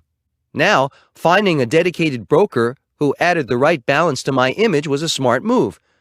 Am I tooting my own horn a bit? You bet. Getting financing quickly became a catch-22 situation. Without financing, the city wasn't about to consider a tax abatement. And without a tax abatement, the banks weren't too keen on financing. It seemed like a brick wall at every turn, so we decided to change our approach. We appealed to the bankers' guilt about the decaying city and the fact that they were choosing to look the other way when someone, like me, had a great idea to change things for the better. I'd be changing a prime area that was headed toward becoming a slum into a vibrant new place. How could they not want to be involved? Of course, that didn't work. The low point. Here was the moment of truth. We finally found a bank that appeared to be interested. We went far with them, putting in endless hours and effort, when a key guy suddenly changed his mind and brought up some inconsequential issue in order to kill the deal. We came up with every conceivable argument, but the guy was implacable. He would not budge. It was at this point that I said to my broker, "Let's just take this deal and shove it." I had it. You're probably surprised to even hear me say it, but it's one of the few times I just wanted to throw in the towel. It was my broker and my lawyer, George Ross, who convinced me to keep going, pointing out how much time and effort had already been devoted to this project. I quickly resolved to stick it out and see this through. I'm not a quitter by nature, but I'm telling you this so you'll know there have been times when the difficulties seemed greater than the rewards. That was definitely the low point. But because I hung in there, it became a turning point. Afterward, my resolution became even stronger. I decided to approach the city, even without financing, and explain the situation. The Hyatt Hotel organization was anxious to come to New York, but the costs were too high unless the city gave us a break on property taxes. I was blunt and to the point, and it was effective. The city agreed to a deal that would essentially make us partners, and I would receive a property tax abatement for 40 years. It was a deal that benefited everyone. I would buy the Commodore for $10 million, with $6 million going to the city for back taxes. I would then sell the hotel to the city for $1, and they would lease it back to me for 99 years. Was this complicated? Yes, but it worked, and we eventually got financing from 2 institutions. One of them was directly across the street from the Commodore. I don't think they wanted their neighborhood to continue into decline, which they knew it was headed for. They knew a new and beautiful hotel could bring their area back to prime time, prime space, and prime business. The result. I don't know if you have seen the Hyatt at Grand Central, but it has 4 exterior walls of mirrors as a facade, which reflect all the wonderful architecture of the area. Incredibly, this at first made people furious when it didn't fit in with the existing neighborhood design. What they didn't realize is that the reflections of the surrounding buildings emphasize their beauty and importance to the Manhattan skyline. Now, people and critics love this building. It started the revitalization of the Grand Central area and opened in 1980 to great success. Today, it's a hub of New York City, thriving and beautiful. I'm very happy for my sake and for the city of New York that I didn't decide to give up on this one. Coach Trump. Make it happen in your life. Expect problems and setbacks. It's all part of the game. If you're not running into major challenges, you're doing something easy and probably not that valuable. And it's probably not going to make much money for you. A big problem often signals a big opportunity. Be prepared to work long and hard for it. Don't be afraid to pursue multiple options or multiple people at the same time. If one thing doesn't work out, you've got backup options. I promise you, not everything is going to work. In fact, you may have to try a lot of things to get just one thing to work. That's tenacity, and it's critical to success. Chapter 15. Cultivate a sense of discovery. A letter from my kindergarten teacher. I receive a lot of mail every day, piles of it. Not too long ago, I received a letter from my kindergarten teacher. It was a big surprise for me to come across that in one of those piles of letters. She mentioned that what she remembered most clearly about me is that I never stopped asking questions. I was the most inquisitive student she ever had. I wrote back to her that some things never change. I still ask a lot of questions, but that my curiosity and sense of discovery has served me well for all these years. I also thanked her, belatedly, for her patience many years ago, listening to all my questions. I started thinking back to those early days. Every one of my questions was the beginning of a new discovery back then, and that's how it is with me today. I hope it's the same with you. Maybe your own sense of discovery is one reason you're listening to this book. Emerson's quote, "What lies behind us and what lies before us are tiny matters compared to what lies within us," is a good thought to keep in mind. It allows your mind to think big because there are big reservoirs of ideas inside all of us. It's a way to open the channels of creative thought, which leads to discovery and achievement. It's also a reminder that no matter how much you've accomplished already, there's still more waiting for you to get done. Maybe I'm a naturally curious person, but I think it's a good attitude to cultivate. I like hearing what other people have to say, and I learn a lot that way, too. My interests are reflected in the diversity of businesses that I am involved in: real estate, the entertainment industry, golf course development, and so forth. Keeping yourself as diverse as possible can open you up to many more opportunities than you might imagine. Sometimes, one thing can lead to another. You already know I'm not big on complacency, and I'm also not big on know-it-alls. The more you know, the more you realize how much you don't know. Having this attitude is a great way to set yourself up for some big success. To be any other way is to sell yourself short. How can you possibly discover anything if you already know everything? People who come into my office for the first time are often surprised by how many questions I ask. I remember when I had 3 bathroom sinks on a couch just outside my office for a few weeks. I had to decide which one I liked the best, so I asked every person who came in for their opinion and the reasons behind their choice. You'd be amazed at how much that opened up conversation and discussion, and I learned some very insightful things about these people and their tastes. Give yourself a chance. Cultivate a sense of discovery. Chapter 16. Know when to cut your losses. Trump Shuttle. How do you decide when it is smarter to bail out than to keep paddling?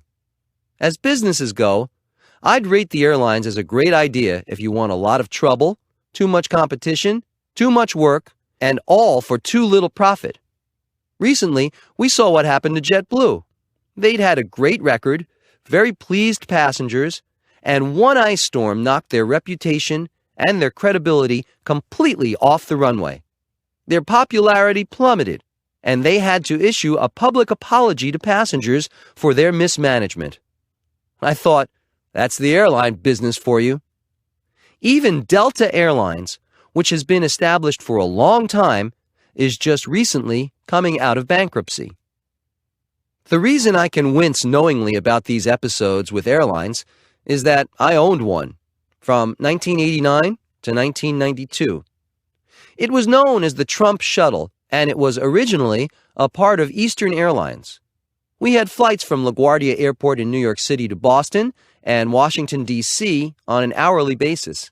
I got into the business initially because Eastern Airlines was having trouble in the late 1980s, and it began selling its routes, including its Northeastern Air Shuttle. Now, this route was heavily trafficked, and I knew it could be successful. It just needed to be buffed up a bit to make the travel time a bit more luxurious for the passengers. My previous experience with air travel was that I owned a helicopter service that provided flights to Atlantic City, LaGuardia, Manhattan, the Hamptons, and Hartford, and I also had a private jet. I knew the conveniences that a traveler would want to have. I made the new shuttle top of the line and technologically savvy with one of the first self-service check-in kiosks, and it had laptop computers available to rent. The 727s were completely redecorated with maple wood trim inside and beautiful fixtures. I was the first to provide real luxury for shuttle passengers who had been used to no-frills transportation. The low point. We hit a perfect storm. I went into this business knowing that Eastern Airlines was in trouble, and in fact, I acquired the shuttle during a threatened mechanics strike. Let's just say there were problems, but I'm used to problems, right? Well, airline problems are another story entirely.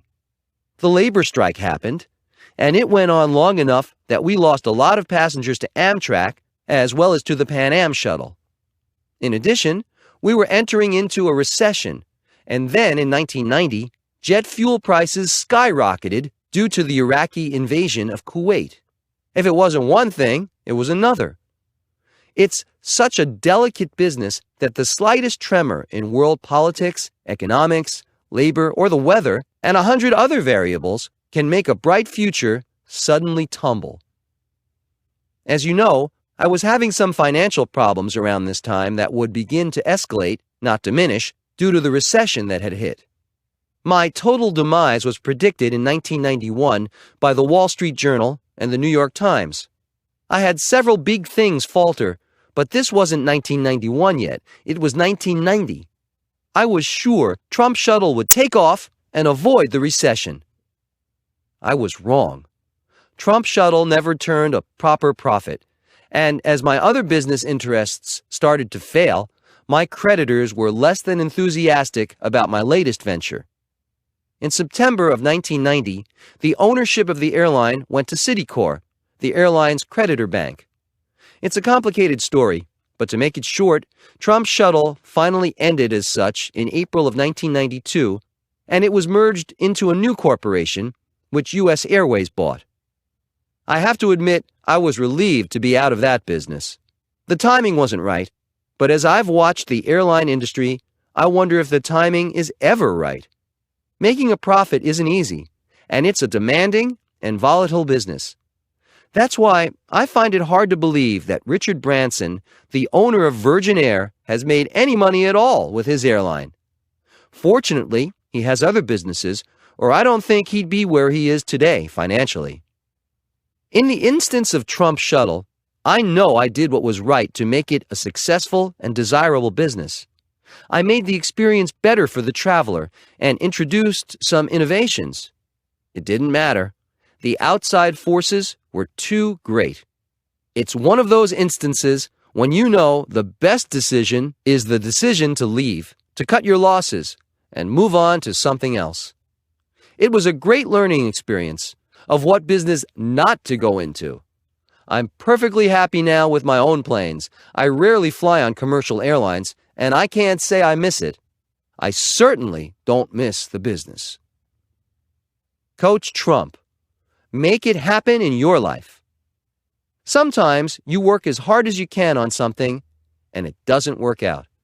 The question is, how do you know when to give up? I usually tough it out longer than most people would in a similar situation, which is why I often succeed where others have failed. I also know that sometimes you have to throw in the towel. Maybe you failed, but you probably learned something valuable. Chalk it up to experience. Don't take it personally, and go find your next challenge. Chapter 17. Business is about knowing the world. There are probably a million definitions of what business is, what it isn't, what it's about, how it works, and so forth. Years ago, I realized an important thing. Business is about knowing the world. That's a big assignment. That realization opened me up to a myriad of great opportunities I hadn't seen before. I started to see the world as an emerging market. That insight alone can improve your vision almost automatically, and vision is necessary for great success. In fact, if you can begin to see your neighborhood, your town, your state as an emerging market, you will be surprised at how creative you will become. New ideas will come to you even though you know every street, every house, every tree. Newness of vision can be invaluable when it comes to business. When you suddenly get some great idea, ask yourself, what am I pretending not to see? That's a good test for blind spots. Don't throw out those sudden lightning-like ideas, but be circumspect about them. Knowing the world means seeing the whole picture. That is definitely preferable to seeing a narrow slice of life and being content with a small amount of local knowledge. What we don't know can be as important as what we do know. If that thought doesn't make you endlessly curious about the wide world, I don't know what will. It's imperative to keep the big picture in mind and stay hungry for learning more if you want big success. I have had a think big attitude for a long time, even when I was determined to succeed in Manhattan as a young man. That was an immediate goal. The ultimate goal was a bit more universal. However, you have to do first things first. Now I am developing in many countries throughout the world, and the Trump brand is known globally. That's no accident. Aside from great determination and a strong will, I have to say that understanding the realities of how the world works, including a sense of world history, is a necessary ingredient for wide-ranging success. There may be flukes that will occur that catapult individuals to fame or fortune, but most often you will find that people who have operated on a large scale and remain diligent and successful for a long time also have a broad understanding of the world. I think the way technology drives business around the world today is an example of this.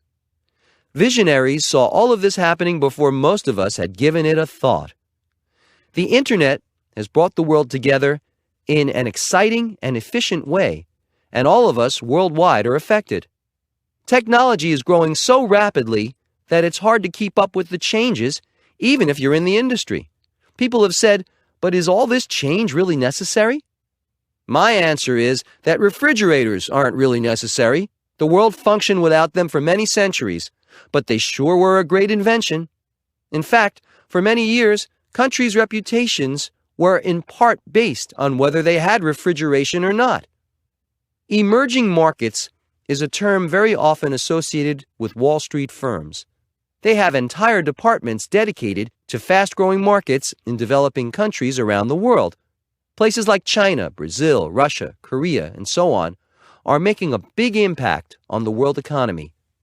If you live in this world, it's a good thing to know something about it because it will most likely affect you and your business goals. My advice is to change your compass from local to global while minding your local business. It may take an extra hour a day, but I can assure you it will be well worth your time and effort. How do I know this? What country do you live in? Have you ever heard of Trump? There's your answer. Chapter 18. If you think you can complete a 6-year project in 6 months, you probably can. Woolman Rink, Central Park, New York City. Very often, what I want to do involves a lot of other organizations and a lot of bureaucracy. They say you can't fight City Hall, but I have no problem going against conventional wisdom. Think for yourself and go ahead and fight, especially if it means enough to you. This particular fight had a personal element to it, the view out my living room window. My apartment in Trump Tower overlooks the historic and scenic Woolman Rink in Central Park. It's a beautiful winter scene to look out and see it filled with ice skaters, except that for 6 years it was closed, and to look at the empty rink for 6 winters in a row finally got to me. This is a story about doing something that wasn't going to be easy. In fact, it was deliberately walking into a mess. But the end result would be a happy story for a lot of citizens in New York City, as well as thousands of visitors. It was a labor of love that also turned out to be one of my favorite accomplishments. New York City's management fiasco with the renovation of Woolman Rink was an absolute classic. After 6 years of renovations to the tune of $12 million, the rink was still closed. Then the city announced in 1986 that the entire process of renovation was starting over again, from scratch. I could bear it no more and wrote to then Mayor Koch a brand new Woolman Rink and have it done in 6 months at no cost to the city. It would be my gift to this great city. This sincere gesture was spurned by Mayor Koch, but he published my letter in the New York papers as a joke. Unfortunately for him, the New York journalists and public rallied to my side. He totally underestimated the press reaction. As one paper wrote, the city has proved nothing except that it can't get the job done. Koch's reaction to my magnanimous gesture reminded me of the old saying, "No good deed goes unpunished." The next day, after the papers and public took my side, Koch reversed himself completely. Suddenly, the city was virtually begging me to take on Woolman Rink. We had a meeting in my office on June 6, 1986, with city officials, and long story short, we came to an agreement. I put up the construction money and agreed to complete the work by December 15th. At that point, the city would reimburse me for my costs up to a cap of just less than $3 million, but only if the rink worked. If I came in under budget, the city would pay me back only what I'd spent. If I went over budget, I'd cover the overruns myself. The low point. Although I was genuinely interested in doing this renovation, I must admit that when I went over and saw the conditions I was walking into, I had a few moments of doubt. This rink is over an acre in size, which makes it one of the largest man-made rinks in the country. There were enormous holes in the roof of the skater's house. There had been extensive water damage, and the rink required 22 miles of pipes. It also required 2 35,000-pound refrigeration units. I had publicly promised to complete all the work within 6 months. I wondered if I had backed myself into a potentially humiliating corner. If I failed, it would be in all the papers, and my reputation would definitely suffer. I had some challenges ahead of me, that's for sure. The doubts went away as long as I kept the image of a beautiful and finished rink in my mind. I knew I could get it done, but I wasn't kidding myself that it would be a piece of cake. The physical conditions at the rink weren't the biggest problem. There was such a lack of direction that the restoration process looked like a bumper car amusement ride that just went round and round in circles. There was no leadership. That's when I made the decision to take charge and check on this project every single day. I wanted to know what was going on, who was doing what, and I personally oversaw the process. For example, Because I knew nothing about building rinks, I set out to find the best skating rink builder I could. I spoke to experts and decided on a brine system for refrigerating the ice. It's more costly, but very durable. I approached every aspect of rebuilding the rink as a personal undertaking. The rink was finished 1 month ahead of time and under budget. It was well worth the effort. The gala opening celebration for the rink was a great occasion, and we had skaters Peggy Fleming, Dorothy Hamill, Scott Hamilton, and others to help celebrate this great day for New York City. We finally had a working rink and a beautiful place for New Yorkers to play. All profits went to charity and the Parks Department. Everyone won. Was this process easy? No, it was painstaking. Was it worth it? You better believe it. When you come to New York City, don't miss it. Skating under the trees in Central Park and looking out on the magnificent skyline is an event you will never forget. Postscript to the Wollman Rink story 21 years later. Government bungling of the Wollman Rink project was made possible in part thanks to a terrible New York State law passed in 1921 called the Wicks Law. It requires local governments undertaking renovations or new building projects that cost more than $50,000 to hire 4 separate contractors: general construction, plumbing, electrical, and heating and ventilation. Local governments must hire the lowest bidder in each of these areas, even though they could save a lot of time and money by hiring a single general contractor who oversees all subcontractors. Instead of allowing competition, what it does is increase up to 30% the cost of building anything for the government in New York. Fortunately, there may be some new hope for getting rid of the Wicks Law thanks to recent media attention. On May 29, 2007, the New York Times ran an article by Dorothy Samuels in their editorial section, which was titled "From Donald Trump to Eliot Spitzer, Still Battling Over a Wasteful Law." Ms. Samuels has always been an insightful writer who writes about significant issues. In bringing up the Wicks Law, she retold the story of how I saved Wollman Rink from government bungling and managed to educate the citizens of New York City about something they probably weren't aware of unless they are in real estate construction. It's something that affects them by driving up government costs and taxes. I have to say, it was nice to be remembered 21 years later as someone who tried to make a difference and did. Let's hope this situation will be remedied soon. It will benefit everyone.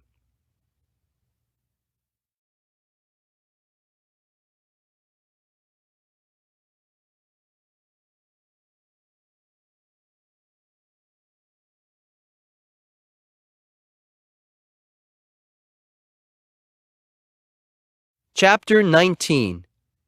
Don't let fear stop you, even in front of millions of people. Doubts will continue to surface, even after you've made up your mind to go forward. A Saturday Night Live story. What do you do when doubts continue to surface, even after you've committed to go forward?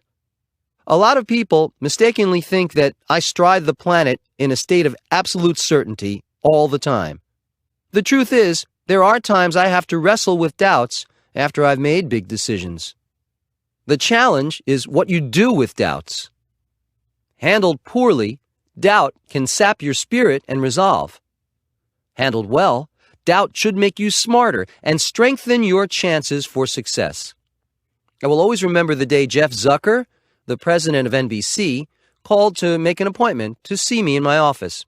The Apprentice was already the hit of the season on NBC, and I didn't think he'd be making a social call, considering the schedules both of us keep.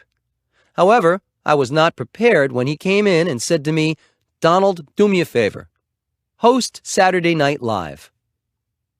Hosting Saturday Night Live is usually a job reserved for professional entertainers, from Billy Crystal to Kevin Spacey, from Robin Williams to Alec Baldwin. While I was honored to be asked, I wondered if this was a very big chance to make a fool of myself. I had a few moments of doubts like that, and then realized it would be a great opportunity as well as a great challenge. It might even be fun. I said yes. The low point. I didn't really know what I was getting myself into, but it was too late now. After Jeff left, I started thinking of a live audience, comedy skits, a monologue, facing off with Darrell Hammond, who imitates me very well, and who knows what else they'd come up with. This is a particularly good story for this book because it illustrates how doubts, potentially one of the worst forms of adversity, can continue to surface even after you've made up your mind to go forward courageously with some big risk. Let me tell you, I had major doubts about this one. It's not always smooth sailing just because you've decided to do something with enthusiasm. Running through my mind was the fact that if the show was a disaster, millions of people would witness it live without edits. It was a great opportunity to flop on a huge level. The doubts swelled, and I knew I had to regroup. The more I thought about it, I realized the show is legendary. I know its creator, Lorne Michaels, and the writers are fantastic. I knew I'd give it my best shot. As I've always said, you've got to think big. Anyway, the process of this live show was an incredible experience. First, on Tuesday, I met with Lorne's team of gifted writers, led by Tina Fey. They asked questions and pitched a lot of ideas. It was an intense and productive hour. By Thursday, we were reading through the sketches with the members of the Saturday Night Live team. They are pros, but very amiable and helpful. So it was a pleasure, and I felt some of my nervousness vanishing. I knew I was facing some pretty big hurdles, and I was wondering how it would all fall into place in the 2 days we had. I was also wondering how I would remember everything. I'm used to doing my own material, and as a public speaker, I'm at ease. However, this was a different scenario entirely. Our first full day was on Friday, where we did run-throughs of the skits on the Saturday Night Live stage. The sets weren't finished, but the theatrical aspect of what I was getting into was very apparent. There was so much going on around me that I didn't have time to take into account the fact that I was feeling apprehensive. They had me in a lot of skits. I would be a hippie in a business meeting, the author of a romance novel, a lawyer, a character in The Prince and the Pauper, along with Darrell Hammond, a keyboard player, and more. In addition, the costume changes had to be taken into consideration. There wasn't much time between skits, and one skit required a mid-skit costume change. Fortunately, they have a wardrobe team that later takes over and navigates you through the show. Since I'm a guy who likes to know everything that's going on, I will admit that a few times I felt a bit overwhelmed. Things were going pretty well, and my confidence level was improving, especially when I saw that the Saturday Night Live regulars were enjoying the proceedings and having a few good laughs themselves. Then I saw my costume for the chicken wings number. This was a commercial for Trump's House of Wings, a skit that was popular from the first time we tried it out. It involves singing chickens with me in the middle of them. I don't need to say more. I had already said the chicken outfit was out, and what they gave me instead wasn't much better. A bright yellow polyester suit that would make anyone look like a sitting duck for smart comments. I remember saying to someone, "What have I gotten myself into?" Little did I know the hard part was coming, the monologue. Think about it, walking out on stage with millions of people watching and hoping to be funny. Then think about this. What if I wasn't funny? Here's a word to the wise. Don't think about it. You have to go for it, or you will just freeze up thinking about it. I want to stop here to reiterate what I just wrote. It is absolutely true that sometimes you have to get out there and do it. Being tentative can lend itself to fear, and fear of failure can halt you immediately. You have to work despite your fears, and very often, they will disappear. Don't let fear stop you. I know, it's easier said than done. I even said to the set builders at this point, "What am I doing here? I should be building like you. I can relate to you guys." Once I got deeper into the rehearsals, it went well. We got some good laughs, which, believe me, was a wonderful sound. And I had gotten through a very big test of my ability to handle pressure and a new environment. In fact, I remember thinking that maybe I'd ask Daryl over to my office one day so I could take a break and he could play me for a few hours. Thinking these thoughts managed to take my mind off the live show the next night. It was all still very new to me. The next day was Saturday, which ends up being a marathon day for everyone. We ran through the show for a live audience of 300 people. This was considered to be the dress rehearsal, and the skits that are most popular with this audience will make the final show. That's when I learned that we wouldn't know what skits would be in the live show or their order until about a half hour before appearing live. I'm someone who likes having things in order and ready to go, no matter what it might be. This news hit me with a strange sense of surprise. I'm used to having and studying blueprints for a long time, for example. Being well prepared for critical meetings has been one of the secrets to my success. Just think, some of the skits we had rehearsed for 2 days would be cut out completely, including, it turned out, one of my favorites, where I played a romance novelist.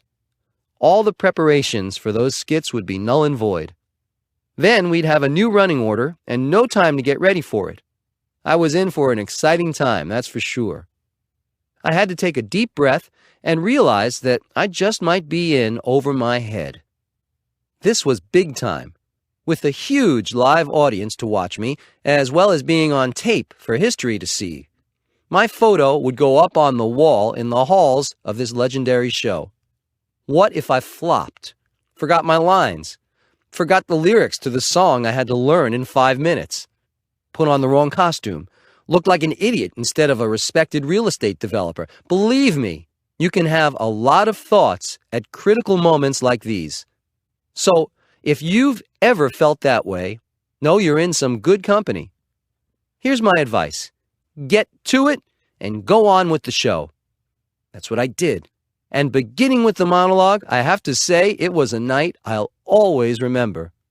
Everyone had a good time, from the wardrobe people to the Saturday Night Live pros, to the audiences, both live and at home, and to the musicians who made sure we were ready to go when the time came. Here's the best part. I had a fantastic time, and an experience that was worth every nagging thought and fear of failure thought that crossed my mind during that hectic week. Did I ever think I'd be the host of Saturday Night Live? Never. That's what's great about taking chances.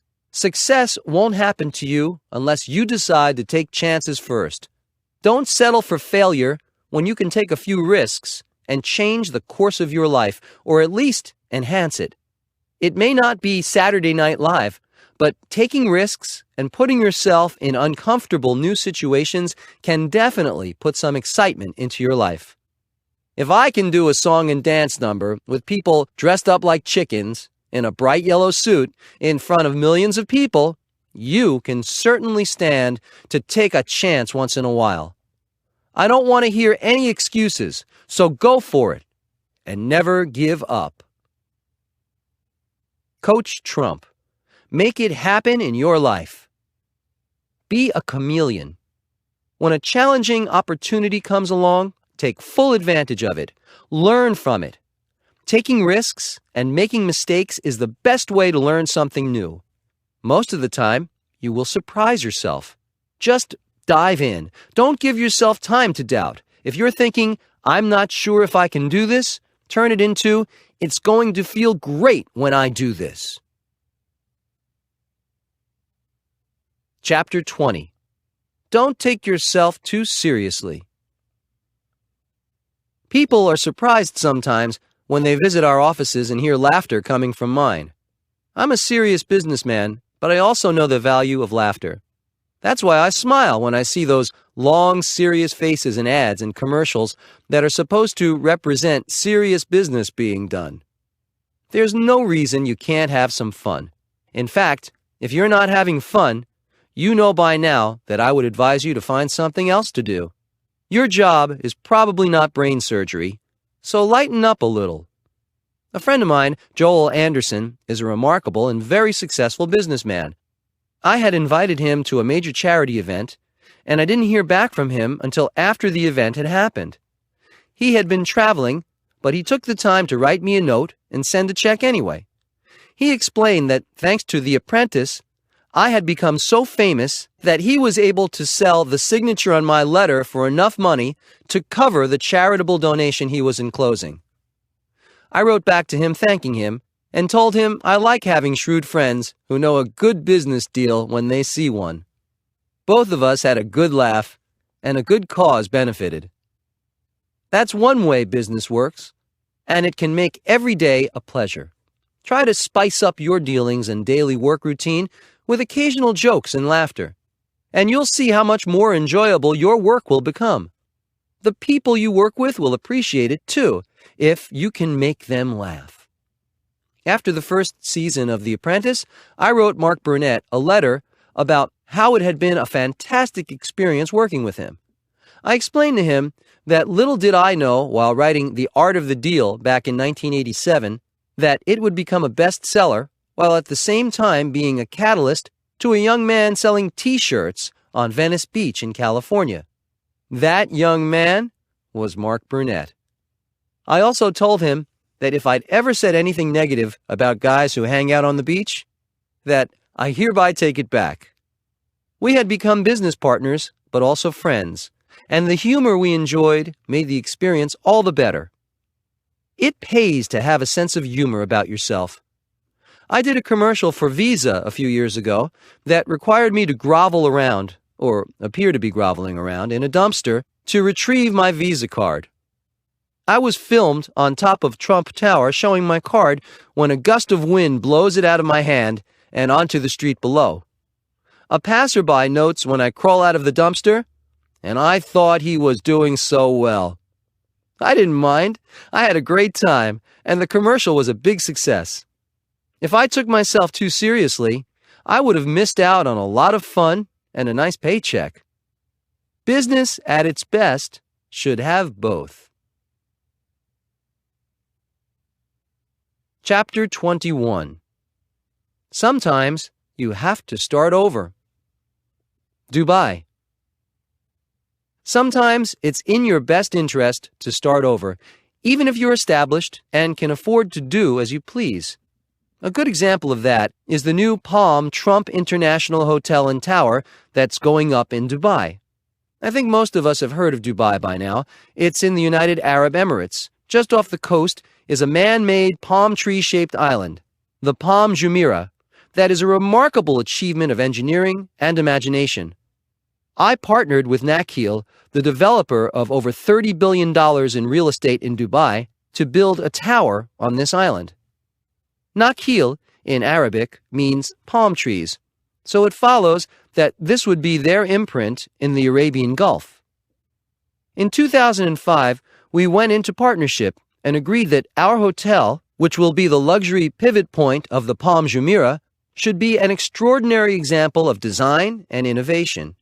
We both had the experience, the credentials, and the desire to do something amazing. One thing that attracted me to Nakheel, aside from their proven record of success and expertise, was their innovative approach to whatever they did. Our original design for the hotel garnered a lot of publicity. It was a tulip design that would have a state-of-the-art exoskeleton frame. We were excited about this iconic design. The price tag would be $400 million to complete it. However, after reviewing the design, we realized there were some problems with it, and we agreed it looked a bit heavy. So we decided to start over. We just scrapped it. Don't ever be afraid to change your mind about something. There is nothing wrong with that. Yes, we'd spent time and money on the first design, but when you're going after the extraordinary, sometimes you have to take extraordinary pains to achieve it. The new design we came up with was stunning, a split tower with an open core design. It would cost $600 million for 48 stories and would be constructed with glass, stainless steel, and stone. It would definitely be worth it. We expect the tower to be finished in 2009. There are considerations beyond the usual when you are developing internationally, and sure enough, in February 2006, we were hit with a political global trade controversy involving Dubai that threatened the viability of the project. Major world events can crop up at any time, and sometimes I feel like saying, now what? However, that's part of the deal. It can be a challenge, but it's always enlightening. Anyway, the controversy was over the sale of shipping port management businesses in 6 major U.S. seaports to a company that was based in the United Arab Emirates.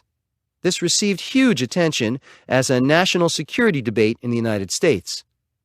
The question was whether such a sale would compromise port security. This put Dubai in the national and international spotlight. For us, that could be good, and that could be bad. The good news was that suddenly everybody knew where Dubai was. The bad news is that controversy, especially concerning national security, could work against spreading the message about Dubai being a fantastic destination. It took us time to fully comprehend the echo effect of this controversy. I found it interesting that this development followed shortly after our deal went through in the United Arab Emirates, but all we could do was ride it out. I was relieved when it was resolved quickly and amicably. Eventually, U.S. security concerns were addressed, and Dubai demonstrated it understood the importance of security. We are looking forward to a 2010 opening in Dubai, and I already know it's been worth every change and every challenge. There may be a few more challenges along the way, but I'll be ready for them. Coach Trump. Make it happen in your life. Be resilient. Sometimes a challenge will knock you down. Your plan may be a bust, or your goal may be unattainable for a time. You may be stopped in your tracks. Get back on the horse. Deciding to try again is the first step toward getting it right the next time. Chapter 22. I told my friend he was a big-time loser. The power of focus. I'm fortunate to have the capacity to change my thought patterns quickly, to focus on something new without a long adjustment period. For example, people have commented on how quickly I conduct meetings. I can lead effective and productive meetings one after another without any downtime between them. I credit this ability to knowing what focus really is, and the ability to get to the point very quickly. My focus is always on the solution to whatever the problem or challenge might be. In contrast, I have met so many people who waste a lot of their time and mine talking about their problems. It becomes very clear to me that they are avoiding looking for a solution. They either like the drama of their situation or are too lazy to make the effort of using their brains to look at solutions. Thinking takes energy, and it shouldn't be wasted dwelling on the wrong things. For every problem, there is a solution, and capable people will look for that solution. Make sure you're one of the capable people. Getting to the point is sometimes just a matter of asking yourself the right questions and answering them honestly. I remember an old friend who was miserable in his work, going on about his travails, when I had repeatedly told him he was in the wrong profession to begin with. I finally became very abrupt with him and told him he was a big-time loser. That was cutting to the quick, and I meant to, because I wanted to get him to change. In this case, it actually worked. I got him to focus on the solution, not his problems, and now he has a successful and happy life. Sometimes, bluntness is necessary to make a point that isn't being heard. For those of you who have watched The Apprentice, you know what goes on in the boardroom. Very often, it sounds like a revved-up soap opera with everyone going at each other at once. What you don't see is that sometimes it goes on for hours, and I mean hours. The number of stories and opinions and inside dramas that don't make the final cut are truly unbelievable. When it's been edited down enough to fit the hourly format, you see the most important points that were pivotal in allowing me and my advisors to make a decision. The rest of it becomes inconsequential, like background noise, very loud background noise.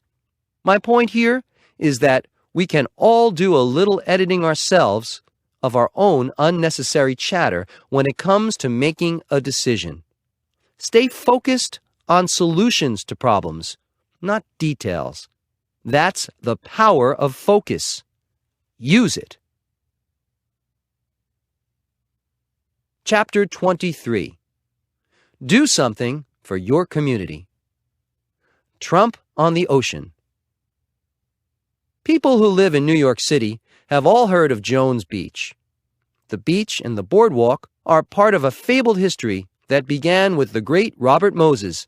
He considered this waterfront park on Long Island as his greatest achievement. I visited Jones Beach as a teenager, and it has always been a special place to me, as it is to thousands of people. So I was delighted when the opportunity came to renovate a major piece of it. When former Parks Commissioner Bernadette Castro reviewed my plans, she considered them like a gift from God. We announced this project in September 2006 with a proposed opening in the spring of 2009. There was opposition at first, from citizens complaining that Trump was not fit for the Jones Beach scene. And the Society for the Preservation of Long Island Antiquities made it clear they feared what the size of our new building would do to the visual balance of Jones Beach. When they realized how involved I was in the building plans and the fine details, and how concerned I was over the impact of the development on the community and the environment, they were reassured. I even brought out a piece of marble, Breccia Oniziata, to show them. I thought it would look great, and it will. It's the same marble I used at 40 Wall Street. It's sepia and really beautiful. There will always be naysayers to anything you try to do, but this is a good example of how you can help your community. When they realized how this project would revitalize the local economy and how beautiful it would be, the negativity lightened up, and most people think it's going to be fantastic. They're right. It will be a win-win situation for everyone. I told people I wanted to bring this historic site up to the gold standard it deserves, to make it a destination point worthy of its amazing history. What we are doing is replacing the old boardwalk restaurant with a beautiful 36,000 square foot facility that will have Atlantic Ocean and park views. There will be a catering hall and restaurant. We will have social and corporate catering, a restaurant, a lounge, and a ballroom. It will restore Jones Beach to prominence in the life of New York City. In fact, New York can expect to make around $75 million from it over the next 40 years. The building will belong to the state. Not a penny of taxpayer money will be spent. Our long-term lease required special legislation, which was not a surprise. We're in good company, however. Only one other New York Parks contract has a term that long, and that's Niagara Falls. We had to deal with a lot of roadblocks, but we prevailed, and it will be a fantastic site. Being in a position to help out at Jones Beach has been a tremendous feeling. I know detractors will be pleasantly surprised when they see how well integrated the design will be with the environment and the park.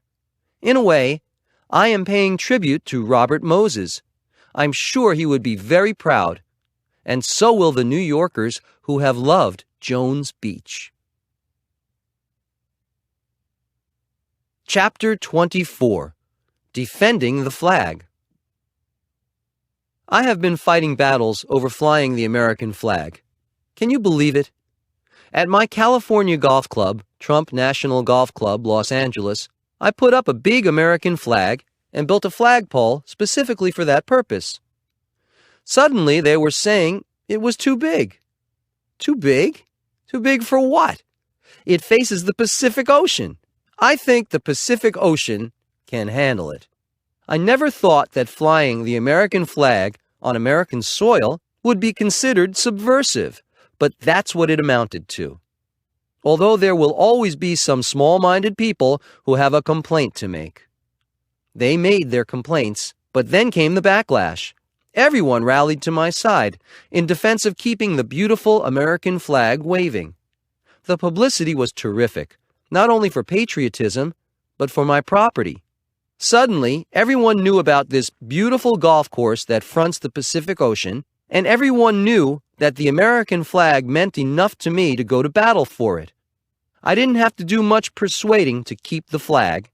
The uproar that ensued did the persuading for me. So I decided to put up the American flag on my Mar-a-Lago estate in Palm Beach, Florida. I would love to tell the story, but I've agreed with the town not to do so. But I'm pleased to report that the town is happy. I'm happy, and most importantly of all, the flag flies proudly. Always remember, some things are worth fighting for. The American flag is one of them. Chapter 25. When your wardrobe malfunctions in front of 10,000 people, make it part of your act. 2 public speaking screw-ups. Everyone gets egg on his face sometimes, including me. Screw-ups may not seem so funny at the time, but at least they make life interesting. Fortunately, in almost every instance, even big goofs can work out for the best. I know that sounds cliched, but it happens to be true. I was scheduled to speak in Dayton, Ohio, and about 5,000 people were waiting. I was flying in from New York City along with a camera crew who would be filming the speech for footage on The Apprentice. Just as we were ready to take off, my jet stopped. My pilot said there was something wrong with the brakes, and he didn't think it was safe to proceed. So we tried to get a commercial flight, but there weren't any that could accommodate the large group we had. I started to wonder if I might have to cancel the speech. However, when I give my word that I'll be somewhere, I do my best. So what I did was to call all my friends and ask if anyone had a private jet we could borrow. Sure enough, someone had a jet at LaGuardia that wasn't being used. So we all piled out of my jet and into another jet and finally took off for Dayton. I figured it would all go well from then on. The low point. When we landed in Dayton, it was pouring. Just pouring buckets of rain. Plus, it was rush hour. It was such a mess that they arranged a full police escort for me and my entourage to get from the airport to the arena where I'd be speaking. It still took a long time. This was beginning to seem like a trip to China, not Ohio. To top it off, it was also Melania's birthday, and I had planned to get back to New York City in time to take her out for dinner and to celebrate. Unless she was ready for some midnight supper at a local deli, those plans were about to be scrapped too. The audience had the worst of it. They had been waiting patiently for several hours at this point. When I finally arrived, I told the patient folks in Dayton that they'd had their own reality show that day. They were impressed that I had finally made it there despite several major deterrents. And we all had a great time despite the delays, the rain, and the malfunctions. In fact, they sang happy birthday to Melania when they were waiting for me to show up. When I finally arrived, someone gave the heads up that Mr. Trump has entered the building. Shades of the days of Elvis. I had a good laugh, and we all had a day to be remembered. The point is, even big goofs can, and often do, work out for the best. A wardrobe malfunction. Another time, I was scheduled to speak in Las Vegas in front of approximately 10,000 people, and I flew in from California with about half an hour to spare before going on. Since I had been traveling, I asked a young woman who was backstage coordinator to have my jacket pressed. So she took my jacket, and I waited in the green room chatting with visitors and with Keith, my bodyguard. When it was time to go on, I started looking for my jacket. It was nowhere to be found. I had 10,000 people waiting for me and no jacket. The young woman appeared and told us she'd sent my jacket out to a nearby hotel to get pressed, and it wasn't back yet. We were astonished. With a half hour to go before stage time, no one sends out a jacket to be pressed. We thought she'd have it steamed or pressed on the premises, but she was obviously new at this job. I wasn't happy about it, but what could I do? I borrowed Keith's jacket, even though Keith is a bit larger than I am. It had to suffice. I was a few minutes late getting to the stage, but the crowd didn't seem to mind too much. I told them about what had happened backstage and apologized for a jacket that neither fit nor matched my suit. They didn't seem to mind that either. The speech went well despite the backstage commotion, and they seemed to enjoy the spontaneity that was created by someone's mistake. I still wasn't happy about it, especially since I spend a lot of time preparing to make sure my presentations are seamless, but I figured what's over is over and let it go. The next day, on the front page of the major Las Vegas newspaper, was a photo and story about me. I shared the front page with a story on Jay Leno.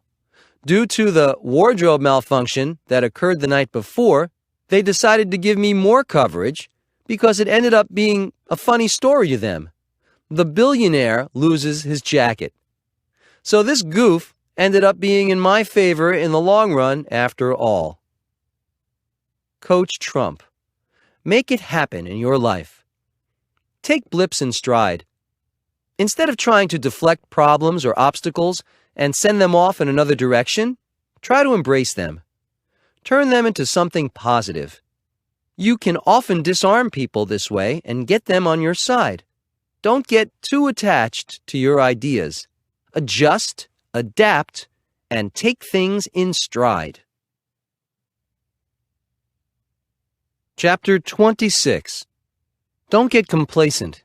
Thinking you're foolproof is a good way to set yourself up for a big mistake. How new Trump projects happen. The Trump Organization currently has 33 real estate projects in development worldwide. That's a lot of buildings, and managing these projects requires a lot of travel. I'm very grateful that my 3 eldest children, Don Jr., Ivanka, and Eric, are on board now to help me out and take trips to places like India, China, Dubai, and Istanbul. My schedule is ballistic enough without those long trips added to it. Many of these projects are the very desirable Trump International hotel and tower combos that incorporate both condominium and hotel accommodations. People often wonder how these buildings get built. And it's a good question, since we are the only hotel company that also serves as the developer. If the Trump name is going on a building, there is a huge amount of preliminary due diligence and ongoing management work to be done. The only way to ensure quality is to stay on top of all the issues. This process is a complex jigsaw puzzle, and there are a lot of factors to consider because we don't allow the Trump name to be associated with anything that hasn't been carefully considered and scrutinized. We receive proposals constantly, all of which are evaluated, but we will not be interested in 99% of them. We are also approached by over 300 developers per year who want to partner with us, so we have to take an aggressive approach to evaluating deals. We vet each proposal, analyze the deal, and check out the sites personally. When something is a go, we review budgets, do pre-development planning, and then start the bid process. We deal with contractors, subcontractors, and we negotiate the final price. Every construction document has to be reviewed by our team. Next, we start weekly construction meetings and sales and marketing meetings. We speak to representatives on our job sites every single day. Nothing is left to chance. That's one reason for our success. Because we have many international developments now, one thing we deal with is securing financing in foreign countries. This can sometimes be complicated if the country has a track record of political instability. If we get in at the right point in a real estate growth cycle, it may still be relatively inexpensive to build there, but with good growth potential. So we will take advantage of the opportunity. It would be easy to get complacent because we've had a lot of successes, but we know there is always risk around the corner. We avoid being complacent by being diligent in our preparations. Thinking you're foolproof is a good way to set yourself up for a big mistake. We very often become interested in a site because I've been there and I see the potential. That happened when I visited Panama City for a Miss Universe pageant in 2003.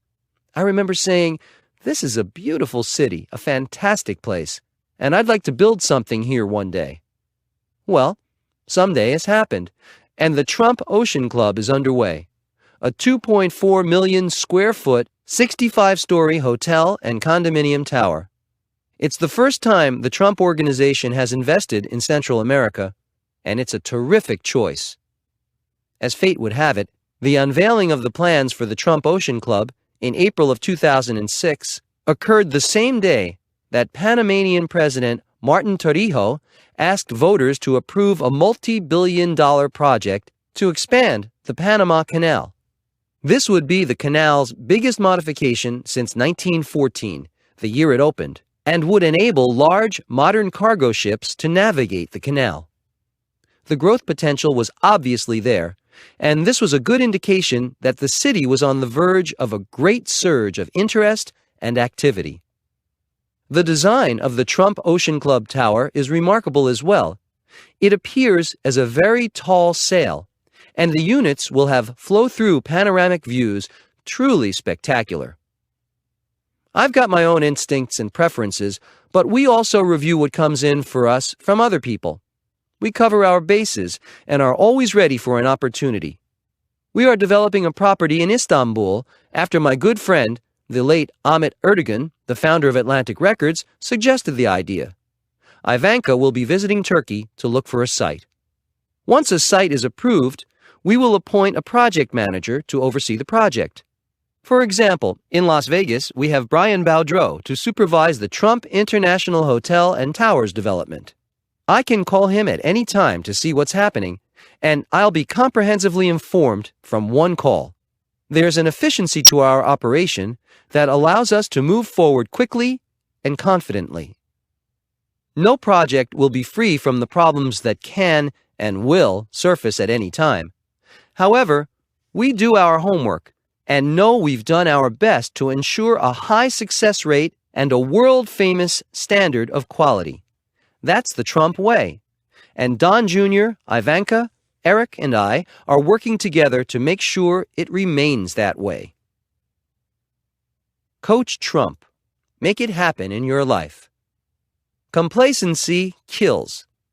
Remember that your success and all good things that come your way are a direct result of your effort. You have a place to live because you've earned it, and you have possessions because you've earned them. Growing cocky or self-assured can lead you directly into a downfall. I know, because it's happened to me. Chapter 27. Only in New York. This city will serve up problems and solutions you won't find anywhere else. Traffic can be unbearable in New York City at times. Once I was with the apprentice crew in my limousine, and we got stuck in a traffic jam. We were at a standstill. Everyone started doing their elbow-to-the-horn routine. The horns just kept honking without interruption. My limo was packed, and we hadn't moved an inch in 20 minutes. I finally couldn't stand it anymore, so I decided to get out of the limo and just stand in the middle of the street. What happened was classic, but it worked. Suddenly, the horns stopped. There was dead silence because people recognized me standing in the middle of the traffic mess. They did what I hoped they'd do, took their hands and elbows off their horns, and started waving and shouting, "Hey, Donald! Hey, it's Donald Trump! It's the Donald! Hey, Donald!" It was a great moment, and I waved back and laughed, but mostly I was relieved they'd stopped honking their horns for a couple of minutes at least. There are times when it's great to be recognizable, and this was one of those times. Of course, there are plenty of times when it creates problems I could live without. I have a great security team, but now and then things can happen. I was scheduled to appear at a party on a ship on the Hudson River that was going to do an evening dinner cruise around Manhattan. It would take up about 15 minutes of my time, and I would leave before the boat left the dock. It was a great cocktail party, and I was talking to a few people when suddenly I noticed the boat wasn't at the dock anymore. We were going down the river. No one told me we were leaving the dock, including my bodyguard. He hadn't noticed the boat leaving either. Well, here I was, stuck on a cruise around Manhattan for 3 hours on a Saturday night. Not exactly what I had planned. I didn't know who to get angry at first, the captain, my host, my bodyguard, or whoever was around me. I never would have agreed to a 3-hour cruise. I thought about jumping in the river and swimming back to Manhattan. I was pretty mad. Anyway, since there was nothing I could do about it, I decided to go with the flow. It was actually a great group of people, and they seemed happy to have me aboard, whether I'd been invited or not. So I joined them, told some stories, had some laughs, and it was great. It was also a beautiful evening, and the party took on a celebratory mood that no one had expected. It ended up being a night we'd all remember. Coach Trump. Make it happen in your life. My advice to you is go with the flow, especially if you don't have a choice. This time I actually enjoyed some of the smooth sailing that was totally unexpected and not on my agenda. I was thinking, life is like that sometimes. It helped a lot when I just lightened up a bit and managed to have a good time. Try it yourself sometime. You'll find it will work for you whether your name is Donald Trump or not. Chapter 28. How to De-stress.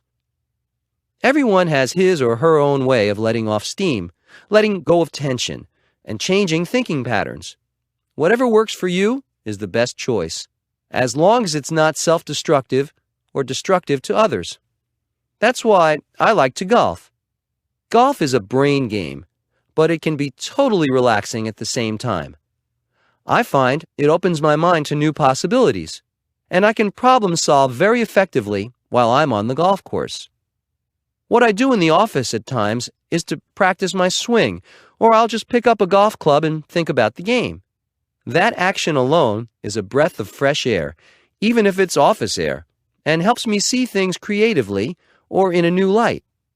I know that some people find music or exercise does that for them, but for me, it's golf.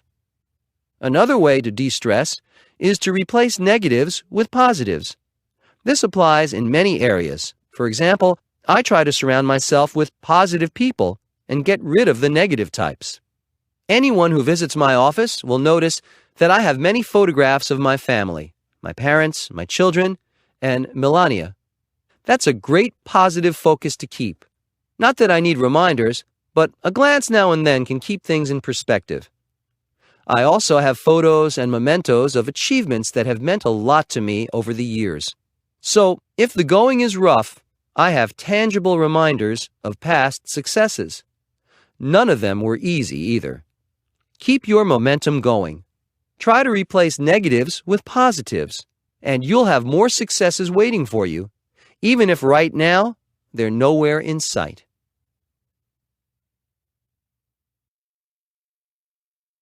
Chapter 29. You will be attacked for trying to change anything. Mar-a-Lago. Marjorie Merriweather Post officially opened her Mar-a-Lago estate in 1927. She was then Mrs. Edward F. Hutton, and she spent 4 years constructing this incredible estate, which is on a coral reef in Palm Beach, anchored by concrete and steel. For you etymologists, Mar-a-Lago is Latin for sea to lake.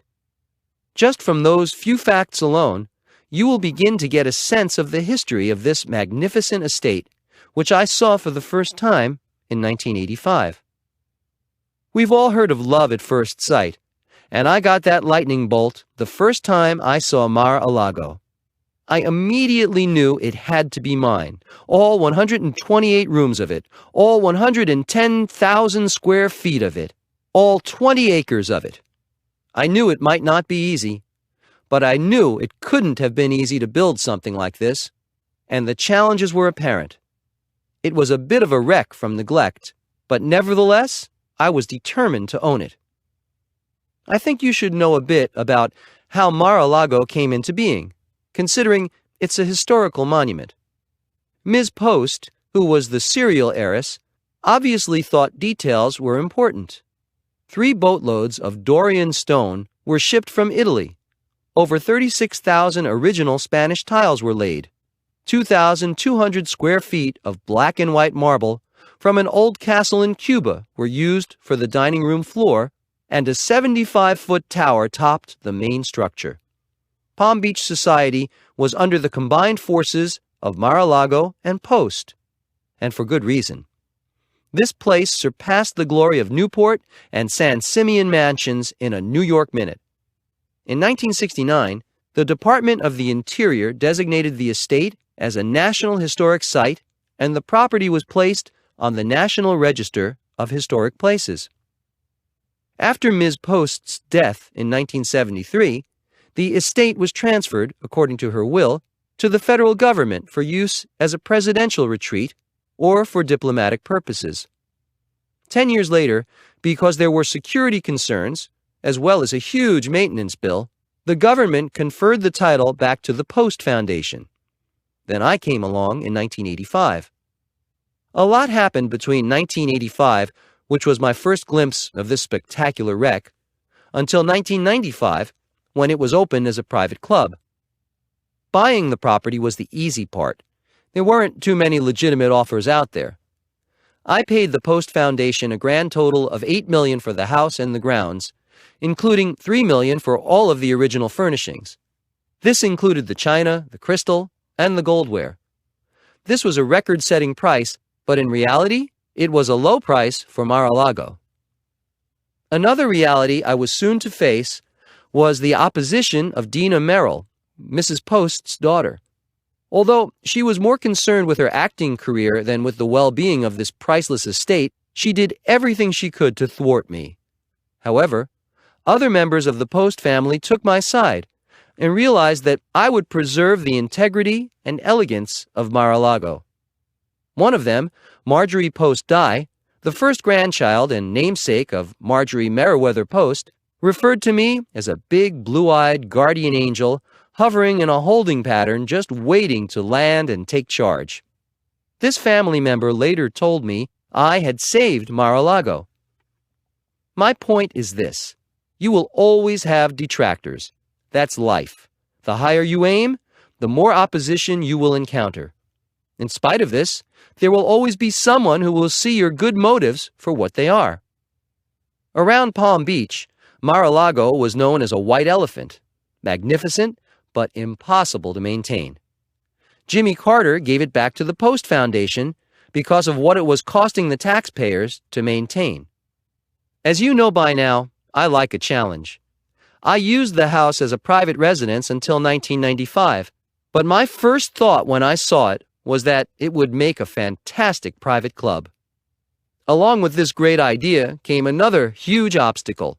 Zoning and local ordinances would never permit this. It would never happen. It had to remain as a private house, or the property would be subdivided. This was a horrific thought, but that was reality. I was living very happily with my family at Mar-a-Lago, even though it is far too big as a house. There were parts of it I had never seen. There were bomb shelters, for example, and many wings were left vacant. The low point. Then, in the 1990s, I ran into a financial crisis to the tune of billions of dollars. You can imagine my thoughts. Great time to own a money pit. But I can tell you, I didn't actually find it a great weight. I had so much else to worry about that even with its problems, Mar-a-Lago felt like a minor weight to me. I remember being in a room full of bankers, trying to work out a very complex situation, and they were friends who were truly trying to be helpful. Trying to be lighthearted in a dire situation, I said to them, "Well, since it's Friday, I think I'll go down to Mar-a-Lago for the weekend on my 727. They didn't think that was very funny, and I knew immediately I'd made a big mistake. So I quickly told them I was going to subdivide Mar-a-Lago and call it the Mansions at Mar-a-Lago, and promised them it would be a huge moneymaker. That worked. I saw their anger disappear immediately. However, now I was stuck with doing something about what I'd just promised. The thought of subdividing Mar-a-Lago was anathema to me.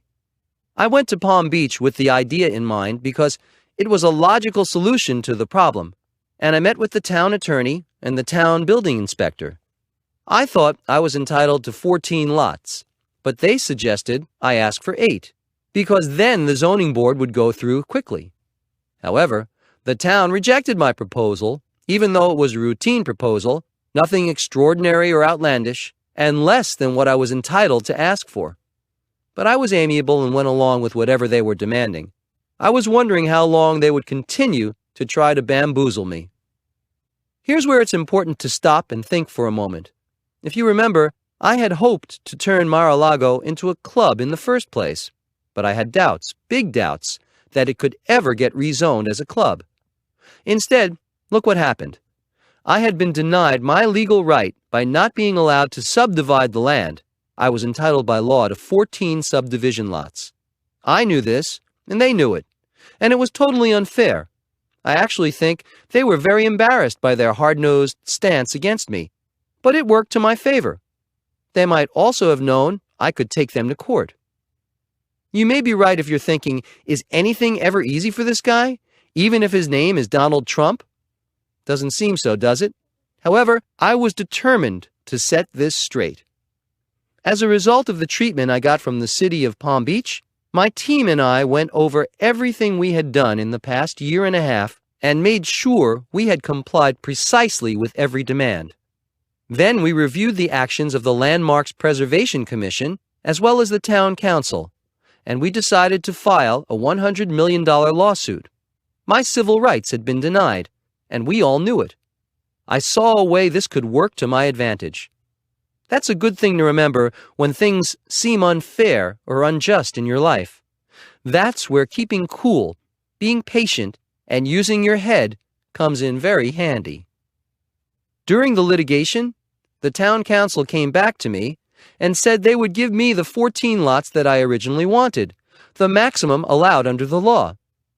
So I told them I wasn't interested anymore. What I wanted was a private club. Now I had leverage due to their mistake.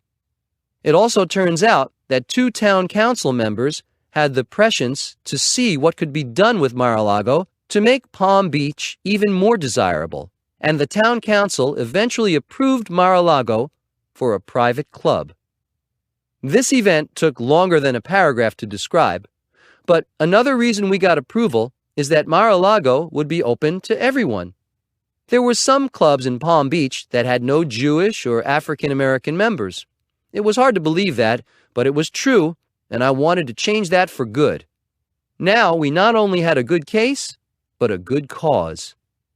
Needless to say, this plan brought a whole new group of detractors to the surface. I was prepared for the attack. Every issue became a battle during this time to get Mar-a-Lago going as a club. Once again, however, I knew I was doing the right thing.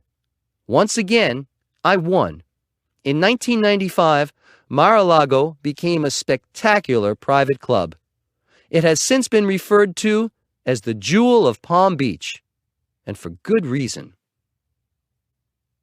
Coach Trump, make it happen in your life. You might think I would get tired of all the fighting around Mar-a-Lago. It's a funny thing, but sometimes you find that the more opposition you encounter or create by your actions, the more energy you get. Try that approach sometime instead of throwing in the towel or being disgusted when you run into opposition. You'll find out how tough and smart you really are. The actions of the town council, along with the archaic response of the town against the club that admitted all people, gave me a tenacity that could not be beaten. Repeat that to yourself. I'm doing the right thing, and I will not be beaten. At the same time I was struggling to create Mar-a-Lago, I had many difficulties, obstacles, and setbacks with many other projects as well. I started to learn to expect problems. Experience can give you a resiliency that is very valuable.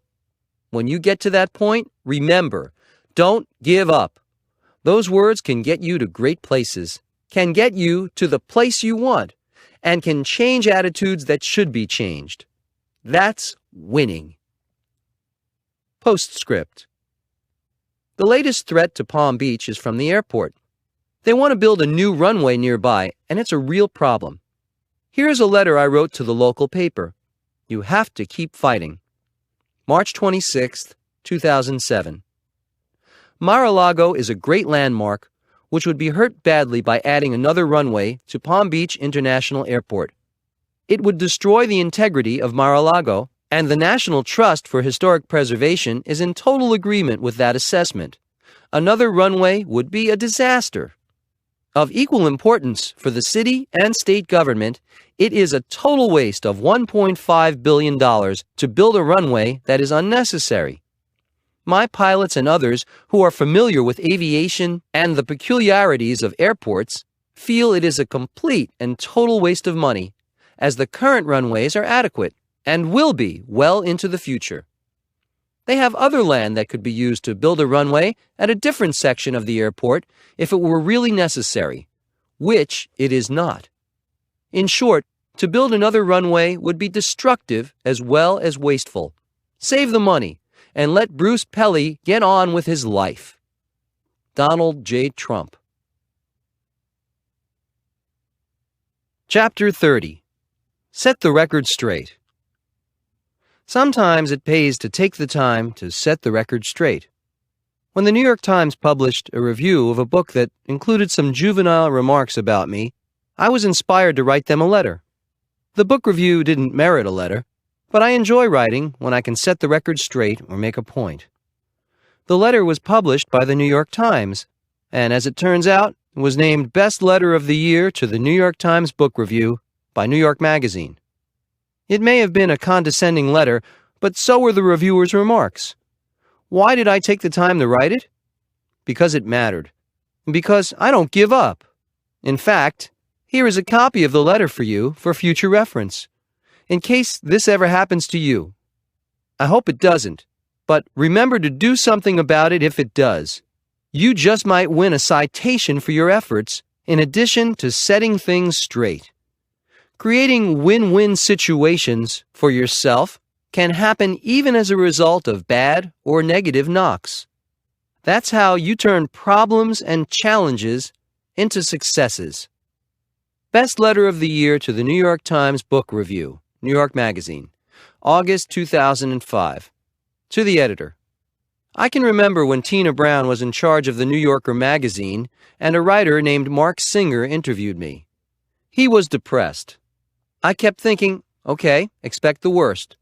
Not only was Tina Brown dragging the New Yorker to a new low, this writer was drowning in his own misery, which could only put me in a skeptical mood regarding the outcome of their combined interest in me.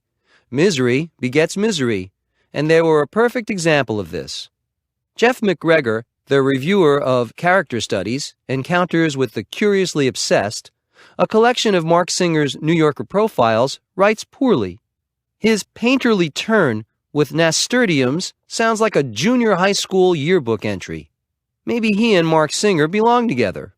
Some people cast shadows, and other people choose to live in those shadows. I've read John Updike. I've read Orhan Pamuk. I've read Philip Roth. When Mark Singer enters their league, maybe I'll read one of his books. But it will be a long time. He was not born with great writing ability. Until then, maybe he should concentrate on finding his own lonely component and then try to develop himself into a world-class writer instead of having to write about remarkable people who are clearly outside of his realm. I'm a best-selling author for close to 20 years. Whether you like it or not, facts are facts. The highly respected Joe McQueenan of the New York Times Book Review mentioned in his article of March 20th, 2005, Ghosts in the Machine, that I had produced a steady stream of classics with stylistic seamlessness and that the voice of my books remained noticeably constant to the point of being an astonishing achievement.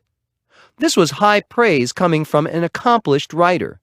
From losers like Jeff McGregor, whom I have never met, or Mark Singer, I do not do nearly as well.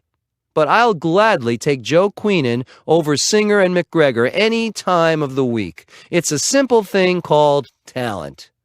I have no doubt that Mr. Singer's and Mr. McGregor's books will do badly. They just don't have what it takes. Maybe someday they'll astonish us by writing something of consequence. Sincerely, Donald J. Trump, New York.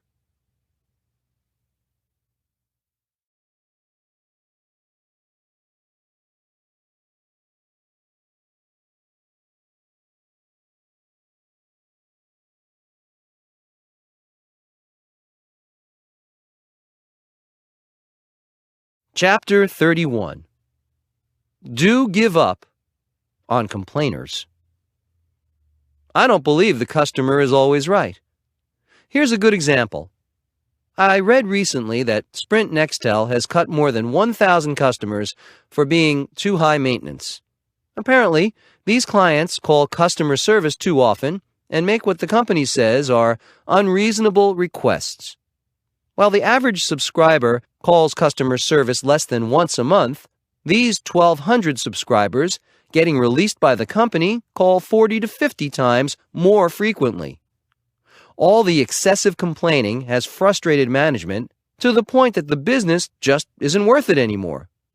Sprint says they've done what they can to try to resolve the issue, but because the complaints keep coming in, obviously these customers will never be happy. So, they're letting them take their business elsewhere. I know how they feel. I've had customers I've taken great care of, and no matter what I do, they're never happy.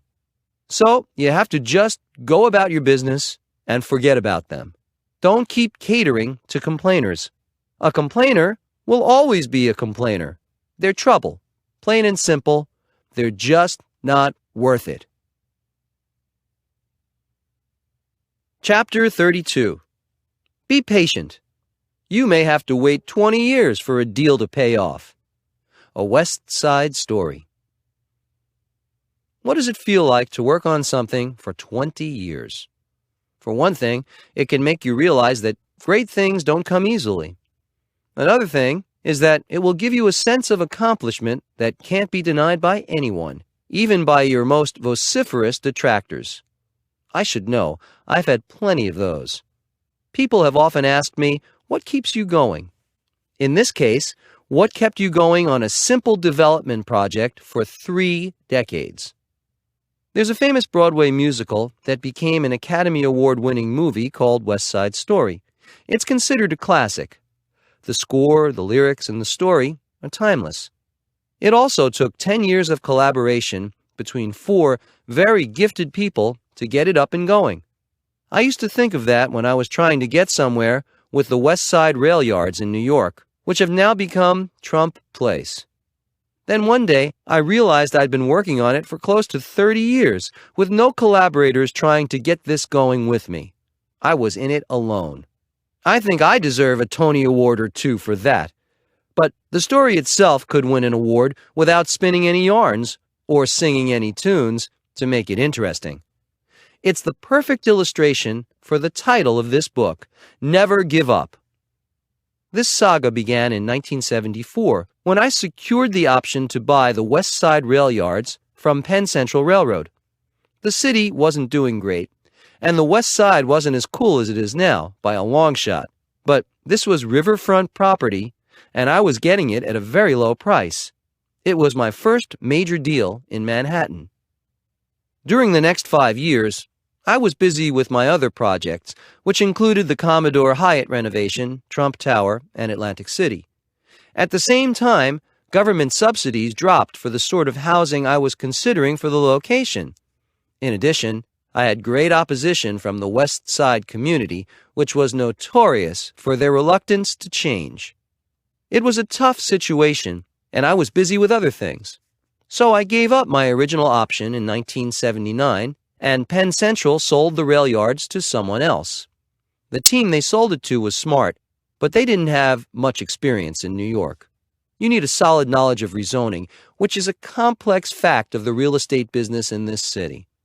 They finally got the zoning they needed, but erred in giving too many unnecessary concessions to the city, in addition to many other mistakes, and they were forced to sell out. This was a huge development, and they weren't prepared for what it entailed, nor did they know how to promote it. I wasn't surprised to receive a call in 1984 telling me they were interested in selling. I agreed to buy it for $100 million. That's about $1 million per acre for waterfront property in Midtown Manhattan. If you consider that the Coliseum site, now the Time Warner building at Columbus Circle, which is not too far from the rail yards and is very small in comparison, was sold for $500 million very shortly after I bought the rail yards, you can see that it was a tremendous deal.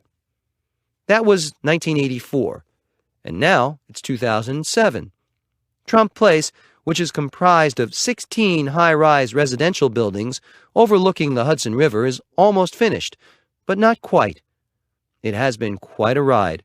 But let's get back to how it happened. I realized I'd have to make this project beneficial and attractive to the city in the hope they would give me the zoning I needed.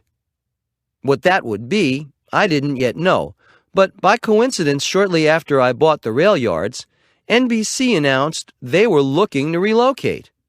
They'd been at Rockefeller Center for years and were considering a move to New Jersey, which would save them money due to lower taxes and lower real estate prices. My idea was to offer NBC enough space to comfortably relocate to the west side while still being able to build my residential project as planned. I then realized the site was ideal for television and motion picture studios, regardless of whether NBC was interested. I decided to call this part of the project Television City. That would attract attention and hopefully generate some excitement. I would also plan to build the world's tallest building on the site and announce that to the press. You can imagine the interest that generated. Just as had happened before with Wollman Rink, Mayor Koch and his allies were against any and all of my ideas. People said I wasn't being reasonable, but the controversy I stirred up managed to keep this project in the news. I'm big on promotion because promotion works. It helps to get things done. It helps to get the public interested in what will ultimately benefit them. However, the city was stonewalling my project. Koch was still bruised from my success with Wollman Rink, and he certainly didn't want to see me with any more victories. Let's just say those interim years between 1984 and 1996 were usurped by the ridiculous antics of the city. You've gotten a taste of that already with Wollman Rink. However, this 12-year period is when my tenacity was given a true test. This was the largest development ever approved by the New York City Planning Commission and the biggest project ever undertaken by the private sector in New York City. A couple of times I thought, is this really worth it? Then the challenge itself would keep me going. When I say never give up, that applies to me, big time. I used seemingly detrimental factors to my benefit. For example, in the early 1990s, things were not good in New York City, but that meant that it was easier to get the zoning I needed. A few years later, I started to build in a rising economic climate, which is the ideal situation. Things started looking up. However, it never was easy. Patience is a word not normally associated with me, but you can see that, in fact, it's very much a part of my being. Because I hung in there, we eventually got the approvals we needed, and were finally able to break ground in 1996. Through the years, my plans for this site changed, and Trump Place evolved into a fantastic residential property that has greatly improved the west side. The 16 high-rise buildings are each unique and very beautiful in their own way, and the community-enhancing 25-acre Riverside Park offers bicycle paths, waterfront walking, picnic and sporting areas, and a pier. It's become a thriving gathering place for the neighborhood, and the buildings sell out before they are finished. It has been a 20-year ordeal, but it's a tremendous feeling to see how it has finally worked out. I think everyone's happy about this one, except maybe for former Mayor Koch. If you visit New York City, be sure to visit the pier and look behind you at the magnificent stretch of buildings along the Hudson River. It's quite a sight. Coach Trump, make it happen in your life. Remember that some things are worth waiting for. Plans can change, sometimes for good reason. Everything has a flip side.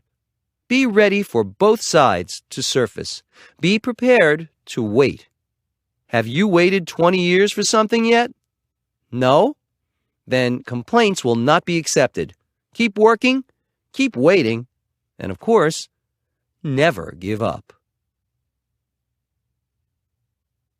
Chapter 33. Fred Trump's 4-step formula for getting things done.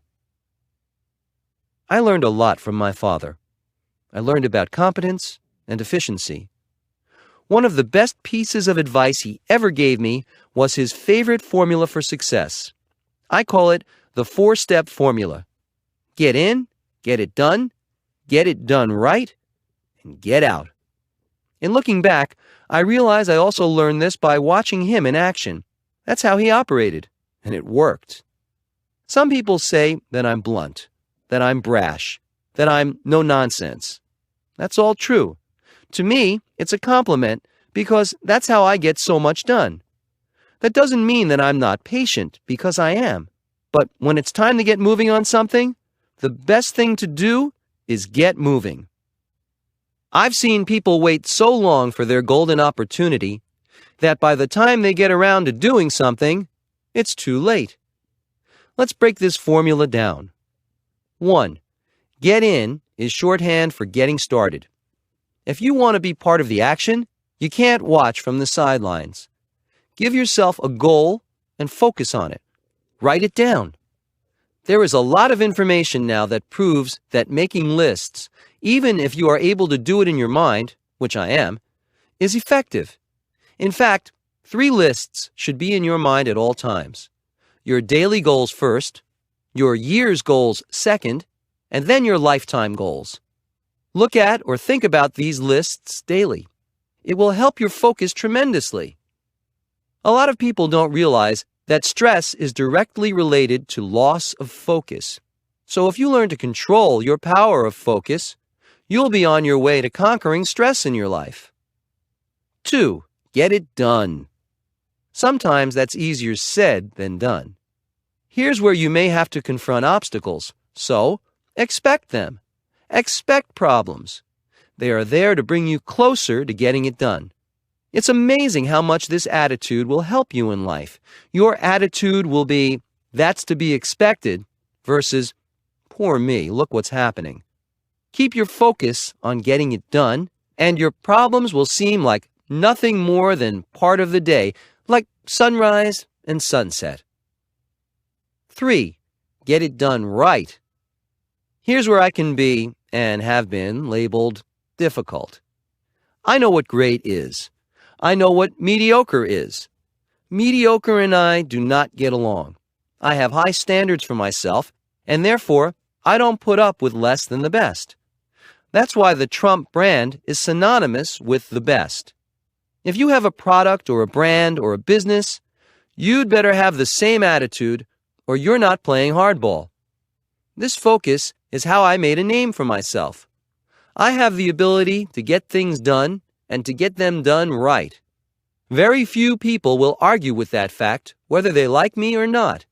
I can deliver the goods, and they know it. Rock solid is rock solid. Work toward that reputation for yourself. 4. Get out. This approach will clear your slate for all the new and exciting projects that are waiting to be done by you. This is another example of disciplined focus.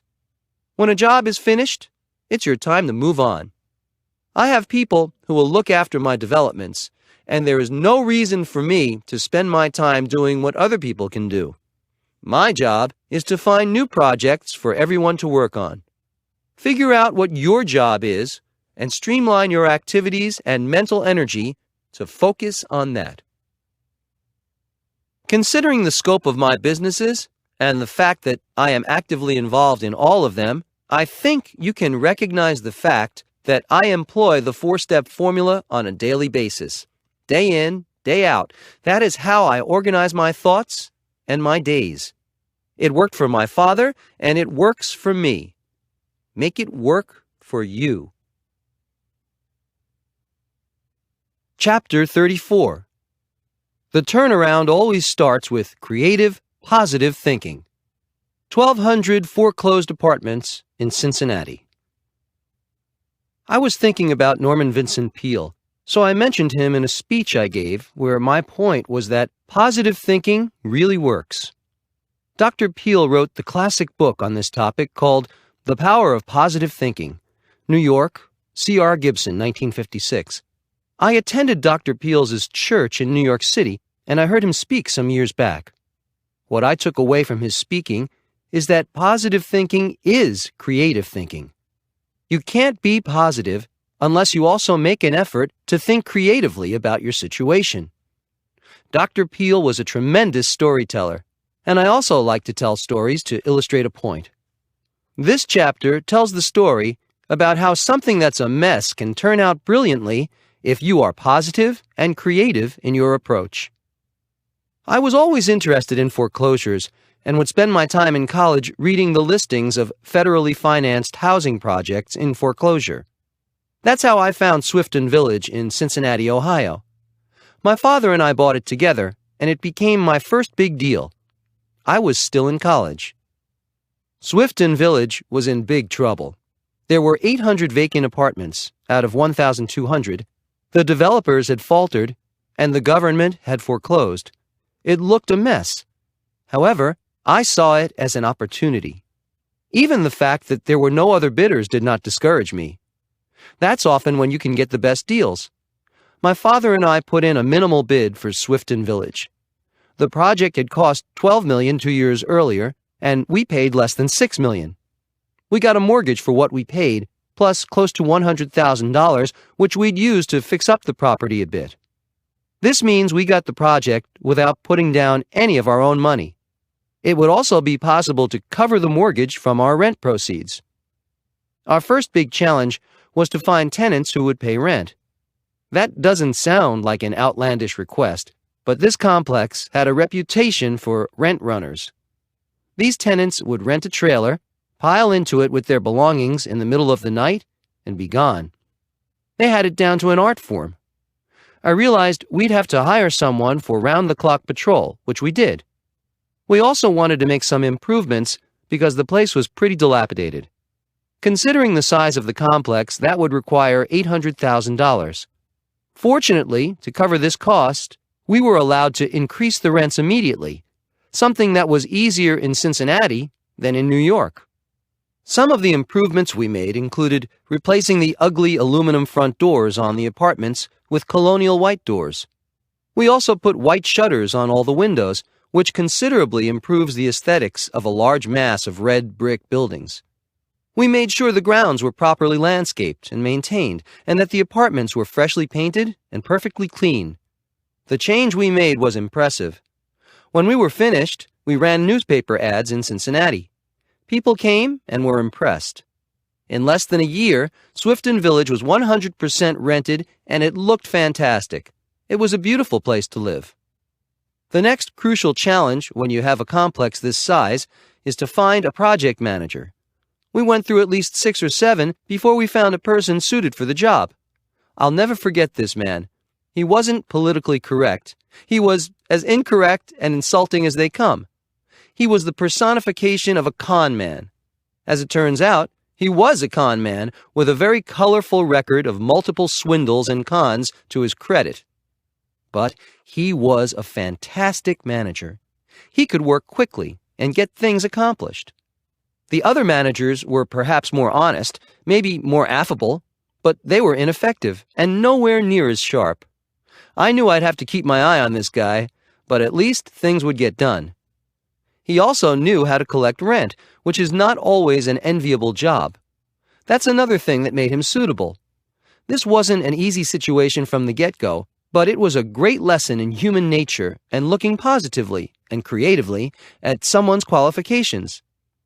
Outwardly, the guy looked and acted like a disaster, but he was the one who did the best job. He got Swifton Village running well enough so that I didn't have to be in Cincinnati very often. I knew he was probably ripping me off, but he kept the place well and people actually paid their rent. The project was a resounding success. A few years later, when I was visiting the property, I ran into a tenant who had become a friend. He had survived a concentration camp in Poland, so I knew he had street smarts, and I respected his opinion. He told me I should get out, sell the place. It was successful and fully rented, so I asked him why, and he said it wasn't the property or the management, but the area that was turning bad. I spent a couple days in Cincinnati to check this out for myself, and he was right. It was becoming a rough area, surrounded by equally rough neighborhoods. There was an obvious shift occurring, and not in the right direction. I decided to put Swifton Village up for sale. Response was swift, and it wasn't long before I saw the fruits of my first big deal. We bought Swifton Village for $6 million and sold it a few years later for $12 million. That's a nice profit. The thing to remember is that I went into this crummy place and decided not only to see it positively, but creatively, and look at the results of that attitude. Cultivate it in yourself. Creative, positive thinking can be a powerful source for success. Chapter 35. Get the most from every day. When I was starting out in Manhattan, I had to be courageous because I was in new territory. I did my homework and studied and watched what was going on, but I was paving my own way here, and I had to appear confident, or I knew I'd never make it. Every day mattered, and every day was important. This was the big time, and I knew it. I've never lost that edge. I still feel that way every day, and I think that's one reason I've managed to achieve as much as I have. Confidence can get you where you want to go. It's so much easier to achieve when you feel good about yourself, your abilities, and your talents. That's why I'm emphasizing confidence as a way to get the most from every day. It's absolutely essential, so never let anyone undermine you, including yourself.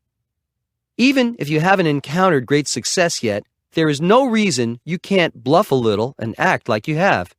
Confidence is a magnet in the best sense of the word. It will draw people to you and make your daily life and theirs a lot more pleasant. Take the pains required to become what you want to become, or you might end up becoming something you'd rather not be. It's like the hub versus rim theory. Do you want to be the hub or the rim? Being the hub means you're more centered, more central. Being on the rim is being away from the action or the driving force. When I emphasize the importance of focus, that is one way of visualizing it. Focusing on the center, on what's really important in your life, can make the difference between your being the hub or on the rim. Business is full of complexities. That's what makes it so interesting. Anyone who thinks it's boring hasn't given it much thought. Business can be an art, and as an art, it is evolving and mysterious in its own right. When I wrote The Art of the Deal, I was really just illustrating this aspect of business, and I haven't changed my mind about it. Like an artist, I give my utmost every day to what I'm doing. I'm not pretending in any sense of the word. If you really want to succeed, you'll have to go for it every day like I do. The big time isn't for slackers. Keep up your mental stamina and remain curious. Bored people equal unintelligent people in my mind. Hopefully, since you're listening to this, that unfortunate group won't ever include you. It better not. I don't like dropouts either. Get with and keep up with the program, and I mean every day. I'm not really a tough guy, but I am when it comes to education and using your brains. Ignorance is more expensive than education, and considering what's available these days, Trump University, for example, very few people can make a strong case for ignorance. It was Thoreau who wrote, "If you have built castles in the air, your work need not be lost. That is where they should be. Now, put your foundations under them." I couldn't have said it better. Get your vision, get focused, and then do the work, starting today. Chapter 36. Take a lesson from Muhammad Ali and me. Know when to brag. Noise versus substance versus chemistry. I remember when Muhammad Ali was claiming that he was the greatest. He didn't quibble. He stated in absolute terms that he was the greatest. Fortunately, he proved that he was, or he might have gone down as someone who was delusional. It's interesting to note now that those days are history, that he set himself up for a situation that demanded that he prove himself, and he did. I think he set the bar high for himself on purpose. I know I do. I can often be heard saying that my next project is going to be huge and that it will be a tremendous success. Why? First, I have confidence that it will be. Second, I know I have to live up to my own expectations. When you announce something publicly for the world to hear, you'd better be right or the day of reckoning won't be sweet. I don't have to worry about that so much anymore, but my standards are such that I give everything the same amount of effort as if it was my first big deal. Plus, announcing a new project always gets my adrenaline flowing. These public announcements aren't bragging. I simply state the facts. The fact is, my buildings are the best. That's why they sell out, very often before they're even built. Trump buildings get higher prices per square foot because they aren't just a brand name, but a luxury brand name. People know what they're getting. The buildings are in demand. Why should I have false modesty when it's false? The same goes for you. If you have something to be proud of and you can back up your claims, then go for it. Let people know. There's no reason to be coy about great accomplishments. Marketing today requires that we grab the customer's attention. It can make or break a business. I do most of my own public relations because I know how to advertise my own brand. If you have a product or service, learn to do the same. It will save you time and money. If you don't believe in your product and can't talk it up, who will? When people say, "That's not my style," I can understand up to a certain point, but my initial reaction is that maybe they're not too confident about the quality of their work. I had a young guy come in who had a remarkable background, but he was so self-effacing that I started to believe his attitude more than his accomplishments. I ended up not hiring him because of the dampening effect of his attitude. If he had been a bit more upbeat, I would have been more apt to believe in him. Note what I said. I believed him, but I didn't believe in him. His attitude overshadowed his qualifications. I don't need to hear someone bragging to be impressed, but someone who is obliterating his own chances seems like a loser to me. I don't want him on my team. When you go out for interviews, keep that in mind. There's a fine line you have to draw. You may be interviewing with someone who is low-key. That's good. Keep that in mind. Most people will be able to recognize substance when they see it, but chemistry can't be ruled out either. The young man I mentioned earlier will be a good fit somewhere else. I have no doubt about it. Remember that sometimes it's just a matter of being on the same wavelength, that old but true fact of personal chemistry. It's an unspoken dynamic that even noise or substance can't overrule. It's there or it's not. Chapter 37. How would I look with a shaved head? WrestleMania. It became clear to me that wrestling is a very big deal these days, but just as I never thought I'd host Saturday Night Live, I never thought I'd get into a ring and take a challenge from Vince McMahon of WrestleMania. But I did. I guess one thing to remember is never say never and never think never. I also never thought I'd agree to have my head shaved if I lost a bet, but I did. Fortunately, I didn't lose, so my famous hair is still there, and it's still famous. Did I have any doubts about winning? I sure did. The challenge was to remain confident and believe I would win. More than 81,000 people turned out to see what would happen. This was a new arena for me to begin with. Wrestling? I was into baseball when I was in college, and I knew a lot about it. I was hardly an expert at wrestling, which translates to I had a lot to learn. I like to know what I'm doing, and Vince and I would be picking wrestlers to represent us in the ring. After much research and consideration, I chose Bobby Lashley, and Vince chose Umaga, both top wrestlers. We had a press conference in Trump Tower a few days before the match, And during the conference, things got a little rough. Vince was taunting me, so I belted him. And the next thing we knew, Vince was on the floor. My bodyguard jumped out, our wrestlers went on the alert, but we saved the real fighting for the ring. Vince and I had been friends before, but this friendly competition was becoming something else. The wrestling event set records and was featured in the New York Times in a major article. This was big time, and the buzz ran the gamut from die-hard fans who showed up in person to millions watching pay-per-view out of curiosity. What was Donald Trump doing now? Would he really risk getting his head shaved? I have to admit, there were a few moments when I asked myself the same questions. What was I doing? What was I doing it for? Would the risk be worth it? I stood a very good chance of having my head shaved in public with millions of people watching, some, no doubt, gleefully. Well, I realized I liked the challenge. I didn't have to get into the ring, but it was still a match.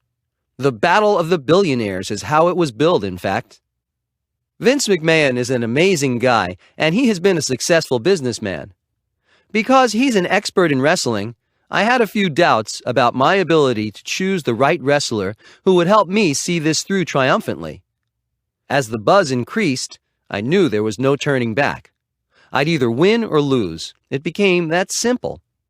I liked the adrenaline rush that this caused. It was exciting, and I realized I was having a great time. You've got to love what you're doing, as you've heard me say many times before. There was no doubt that I was loving it. Winning was the icing on top. Not having my head shaved was pretty nice too, which shows that it's worth it to take some risks sometimes. This is one of the biggest public chances and challenges I've ever taken. Was it worth it? Absolutely. I recommend you take a few yourself. Life's not for the timid. Life's about never giving up. So get into the ring. Chapter 38. When you're attacked, bite back. A book and a lawsuit. When you've spent 40 years building a brand that is known worldwide, and then someone publishes a book that denounces your worth and damages your image and reputation, and in a scathing way, it becomes a serious issue. There is a writer with the New York Times named Tim O'Brien who had written some very negative articles on me. I didn't like him, and I didn't respect him as a writer because his facts were so incorrect and his articles were so viciously negative. Then I heard he was doing a book about me, and I was told he would write it with or without my cooperation, so it seemed in my best interests to work with him so his facts would be correct. I already knew he was bad news, but I was very cordial and open with him, giving him interviews and having him travel with me on my jet so I could give him the time he needed. I extended every courtesy to him, especially that of time. Then his book, Trump Nation, came out, and I realized there's a difference between bad news and evil. This guy was despicable. His intent was defamation. I'm not sure what he was writing about because what he wrote is so far from the truth, but I do know what he was writing for: attention and money. This isn't the proper way to do that. He had outright lies in his book, and he intended to damage me personally and my businesses. His reporting was reprehensible, and as a writer, he is not very talented. I decided not to look the other way and toss it off as jealousy, malice, or greed. Instead, I sued him and the publisher for a lot of money. The writer got the attention he was obviously looking for, but his publisher got something they weren't looking for. They obviously didn't know they were dealing with a guy who would eventually write "never give up" and actually mean it. The publisher's conduct was not much better than O'Brien's, and they will have to bear the consequences. There are all types in the world. I've known some terrific writers and journalists who are honest and dedicated to their profession.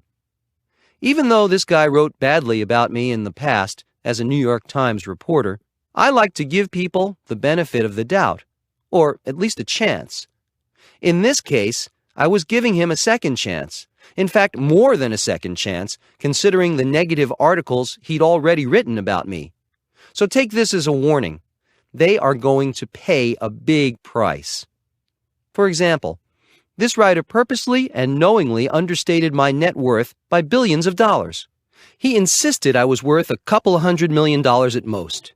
Even Forbes acknowledges I'm worth much more, $2.7 billion being their conservative valuation.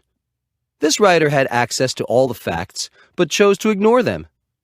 Instead of relying on those facts, he claimed he was relying on anonymous sources to misrepresent my business. So what I did was to invite Forbes in to investigate, to go over everything, which they did meticulously, and they confirmed what they had originally found, that I was worth conservatively $2.7 billion. They published their findings. All this time and effort put out by the Forbes team and my team was a direct result of Trump Nation's deliberate reporting errors designed to damage my reputation and businesses. As of September 2007, Forbes confirmed my worth at $3 billion. That number is much less than my actual net worth, but they were being very conservative. By way of comparison, a very well-respected journalist and writer, Robert Slater, wrote a book about me, No Such Thing as Overexposure, that turned out wonderfully for everyone. I had extended to Bob actually less hospitality than I had to Tim O'Brien, but because Bob is a writer of integrity, the end result was terrific. Bob has great credentials, having reported for both Time and Newsweek for many years, and he is one of the world's leading business biographers. He also seems to understand that getting the facts right is part of a journalist's job. In any event, I told the publisher I had no interest in settling without a large payment and a full apology. I do not mind paying large legal fees as long as the end result will be the truth, which is something they are avoiding. Many people would say, why bother? I say, why give up? I do not back down. I don't need the money from winning the case. I need to set the record straight and maybe make it harder for other disreputable writers to knock people for the fun or profit of it. I told them it was a court case that I am truly looking forward to because that's the truth. Chapter 39. Prime real estate falls into the Pacific. Now what? Trump National Golf Course in Palos Verdes, California. I've always said I liked challenges, and when I decided to take over the beleaguered Ocean Trails Golf Course in Palos Verdes near Los Angeles, that's exactly what I got. I began referring to it as Ocean Trials before renaming it Trump National Golf Club, and for good reason. In an article in Fairways and Greens, they described the 18th hole, which, by the way, is the one that slid into the ocean, as ground zero, plus $61 million. Can you believe I spent $61 million on one hole? Well, believe it. When I want something done, I want it done right. This hole is the most expensive in golf history. I would hope so, because I can't imagine doing this too many times. If you saw the situation through my eyes, you would see that it warranted every penny I spent. The course fronts the Pacific Ocean for 2 miles and easily rivals the fabled Pebble Beach in both beauty and finesse. I could see that before it became a reality, and so I didn't care about the expense involved. Golf courses are works of art and deserve that kind of attention. As with many of my projects, I'd been paying attention to this course for years. I knew it had the potential to be one of the top-tier golf courses of the world. However, when it opened as Ocean Trails in 1999, there was a catastrophe when the 18th hole slid toward the ocean, also damaging 3 adjacent holes. The water lines, which were beneath the fairway, had given away. This was a very serious mess. A landslide is a nightmare for a cliff-hanging property, especially when it involves 17 acres of earth. Suddenly, an 18-hole course was reduced to a 15-hole course. It was a disaster for the owners, and they entered bankruptcy court in 2002. That's when I made my move and offered them $27 million for the land, the clubhouse, and the course. Compare that to $61 million for one hole. It was a good deal. I had to make a choice. Should I just fix it and be done with it because it was already a nice enough course? Or should I go all out and make it over into one of the most celebrated courses in the world. I think you can guess which choice I made. It wasn't the easy choice, but it was the best one. I estimated that to redo the entire course, including reconstruction of the fallen hole, would cost me around $265 million. So, how do I explain $61 million for one hole? Well, this is what was involved. A series of walls made from local Palos Verdes rock quarried at $600 a ton, and a structural layer built underneath the hole that goes down the cliff to the beach, which means that every 10 feet is a steel platform which provides a very strong structure. This was intricate and difficult work. I will admit I had some second thoughts about spending that much on one hole. That's a huge investment, no matter how much money you have. And the difficulties were astounding. What I did was something that I would suggest to you. Look at the solution, not the problem. I focused on the spectacular outcome I wanted, and it got done. I had moments of doubt when I wondered how feasible my think big attitude was going to be in this situation and where it might lead me. Well, I guess I like cliffhangers because it definitely had that feeling about it. On the positive side of things, I brought in Pete Dye, one of the legends in golf course design, to remake Ocean Trails into a worthy rival to Pebble Beach. If anyone in the industry could do that, Pete Dye could. I wanted to make this course the best, and we completely redesigned it. It's brand new. It includes waterfalls and a great driving range. In order to build the driving range, I had to wipe out about 30 housing lots to have the appropriate space. That means about $300 million because each lot would bring about $10 million. So all these things had to be considered. Also, everything was new, from the traps and sand to the tees and fairways. I wanted crushed granite for the bunkers. The costs were enormous, and I was hoping the rewards would be too. I was enjoying myself, but would this work and expense pay off? Would this be just a great experiment? Great expectations that don't manage to deliver? I have to stop here to say that there are no guarantees in anything. People see my successes and really think it's a breeze to get it all done. It's not. And I spend plenty of time assessing, reassessing, analyzing, and scrutinizing. People just don't see me doing that. Another important thing to consider is experience. I've been a developer for a long time, so a lot of decisions are second nature to me and not a terrific demand on my brain power to figure out. I can move quickly once I've done the groundwork in my mind. However, the plans have to be in place. Be sure you have a foundation of expertise and experience in whatever you do, and then you can act decisively and creatively. There were a lot of details to consider along with the reconstruction of the golf course itself. The 40,000 square foot clubhouse, for one thing, which has a restaurant that has won the Golden Scepter Award, Best New Restaurant, and the Golden Bacchus Award for its wine list. The course itself has become the #1 golf course in California, and the Michael Douglas and Friends Pro Celebrity takes place there every April. Trump National Golf Club, Los Angeles, has become a spectacular success on all levels. You might even call it a landslide. But my never-give-up moment came when, after knowing the potential of the property for years, I saw that landslide disaster and wanted to do something spectacular about it. Thinking big? What a great idea. Chapter 40. Think internationally. You've heard me emphasize the importance of keeping informed about global events, which includes political as well as financial news. I'd like to recommend to you a book that was published in 2007 that reinforces the importance of thinking internationally. It's called Microtrends: The Small Forces Behind Tomorrow's Big Changes. It's written by Mark J. Penn, who is a highly respected analyst who has been an advisor to Fortune 500 corporations and to many foreign heads of state. He has an insight into both national and international trends and events that shape our future.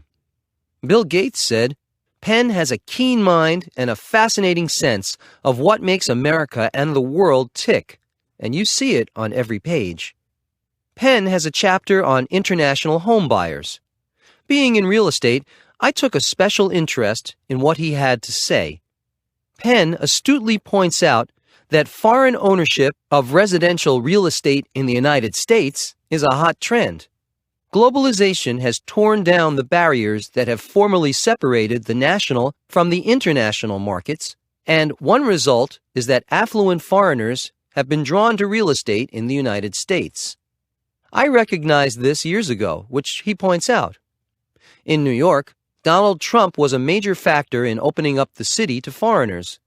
Most buildings in New York City had been co-ops, and since co-ops can reject anyone for just about any reason, they looked very carefully at absentee foreign purchasers. But Trump opened condos, and sales of condos are largely unregulated because they offer single apartments, not shares in a corporation. Now that most new buildings are condos, foreign buyers are streaming in. The important thing to consider is that more and more there is an interdependence of world economies. No one can afford to be isolationist anymore. For many years, many Americans have had second homes in foreign countries, and now the trend, as Penn points out, has hit our shores. This is nothing new, but it's relatively new to us. I think it's a harbinger of things to come, and when I first went with condos years ago, I knew it was a timely thing to do. My point is, I had been keeping up with global events for years, and it wasn't that hard for me to see this trend coming. I'm not clairvoyant, but I take the time to be well informed. You can and should do the same thing. Spend some time on international events, read books, and keep ahead of what's happening. Catching up can waste a lot of time. Having some prescience can save you a lot of time. Keep your focus global, and you may very well find yourself ahead of the game. Chapter 41. Where others fail, there's your opportunity. A Wall Street Story. On occasion, I am asked what my favorite deals have been. I have a lot to choose from, but there is something about the acquisition of 40 Wall Street that will always stand apart. Not only because of the location, which is in the financial district of Manhattan, but because of an almost magical sense of timing, which made it seem like destiny. That does not mean it was an easy, simple feat to acquire it, because it wasn't. But I like to use this as an example to tell people about how difficulties and challenges can add another dimension to your life, and a positive dimension at that. In addition to being the tallest building in Lower Manhattan, 40 Wall Street is a 1.3 million square foot landmark. I got it for $1 million. Even people who know very little about real estate can be duly impressed with that price. I'll tell you some background about how it came about because it's a great story. It will also illustrate the myth of so-called overnight successes. I had been watching this building for decades, and I knew a lot about it before making my move. In the 1960s and 1970s, 40 Wall Street was a fully occupied building, and it was indeed a hot property. However, in the early 1980s, it was bought by Ferdinand Marcos, the former dictator of the Philippines. Unfortunately, a revolution in the Philippines required his full attention, and the skyscraper at 40 Wall Street fell into decline. Dealings became chaotic, and soon the whole thing was a mess. Marcos was out. Then the Resnicks, a great real estate family, descended on 40 Wall Street. But after a long period of negotiation, it became clear that the Resnicks and their partner Citibank weren't going to make it, and 40 Wall Street would once again be back on the block. They were unfortunate to be dealing with one of the dumbest bankers I have ever known, Patricia Goldstein. But for me, this was good news. I wanted very much at this time to make my move, but this was the early 1990s, and I was in no position to do so. The market was terrible, And in addition, my own financial woes were exactly that, woeful. I remember thinking that I'd love to acquire this building, but I thought it was one of those dreams that would never come true. This is a good lesson for those of you who have thought that way too. Shortly after I had just about given up on my dream, something happened. It was announced that the Kinson Company, a group from Hong Kong, was buying 40 Wall Street. They made a great deal. After their purchase was complete, I called them and said I'd like to meet them about a possible partnership. As it turns out, they weren't interested in a partnership, but in making 40 Wall Street the downtown equivalent of Trump Tower, with an atrium. What they would do with the steel columns that held up the 72-story building never seemed to enter their minds. I was truly astounded. But it also gave me some hope. They obviously didn't know what they were doing. How long could they continue to hold on to a building that dwarfed them in every conceivable way? The Kinson Group did prove to be relatively clueless about renovating, running, and leasing out a New York City skyscraper. To begin with, they weren't in the real estate business, they were in the apparel business. Kinson began pouring tens of millions of dollars into the building and getting absolutely nowhere. They had problems with tenants, contractors, suppliers, architects, even the owners of the land under the building, the Heinberg family. Eventually, they wanted out, and they called me. I was thrilled. 3 years of dealing with a situation out of their depth had taken a toll on Kinson. It was now 1995, and the market still wasn't so good. Kinson had every reason to want to get out, and they wanted to do so quickly and quietly. I was in a great position due to their distress, and the negotiations began, with me offering them $1 million in addition to assuming and negotiating their liens. I also made the deal subject to a restructured ground lease with the Heinberg family. They accepted my terms without question. They obviously just wanted out and fast. Sad as their story is, it's true to New York real estate. If you don't know what you're doing, you simply won't make it. That's another good lesson to remember. Always know what you're getting into. You have to do your due diligence, especially if it's a field that's new to you. The next thing I did was to call Walter Heinberg himself in Germany. Then I flew over to meet him. I got along very well with the Heinbergs, and they realized that after a string of losers who had owned the building, I had the integrity of their spectacular property first and foremost in my mind. They are a truly great family, and they knew I loved the building, that I would be doing everything possible to restore it to its inherent grandeur. We worked out a new lease for the land under the building, extending the term to over 200 years, and the agreement was modernized, which served everyone's best interest. However, keep this in mind. Getting to this point was a long time coming. It didn't happen overnight. I was tenacious and attentive to this property for many years. Then the question was what to do with the building. I had been advised to turn it into a residential property by almost every person who had an educated opinion to give. However, I felt in my gut that I wanted to keep it as a great business address because Wall Street is a great business address, so I refused to budge. Time has shown that I made the right decision. It is a thriving and sought-after building, with many of the top-notch businesses in the world operating within its walls. In addition, very soon after acquiring 40 Wall Street, the real estate market turned for the better, and the downtown area experienced a renaissance in both commercial and residential properties and developments. The timing could not possibly have been better. I'm not one for miracles, but this comes close.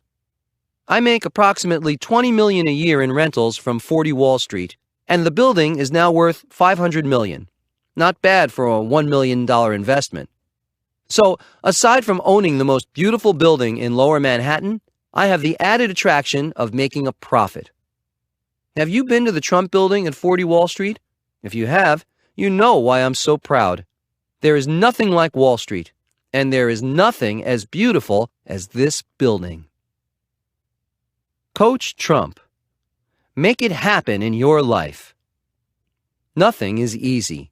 Sometimes you just have to be stubborn as well as patient.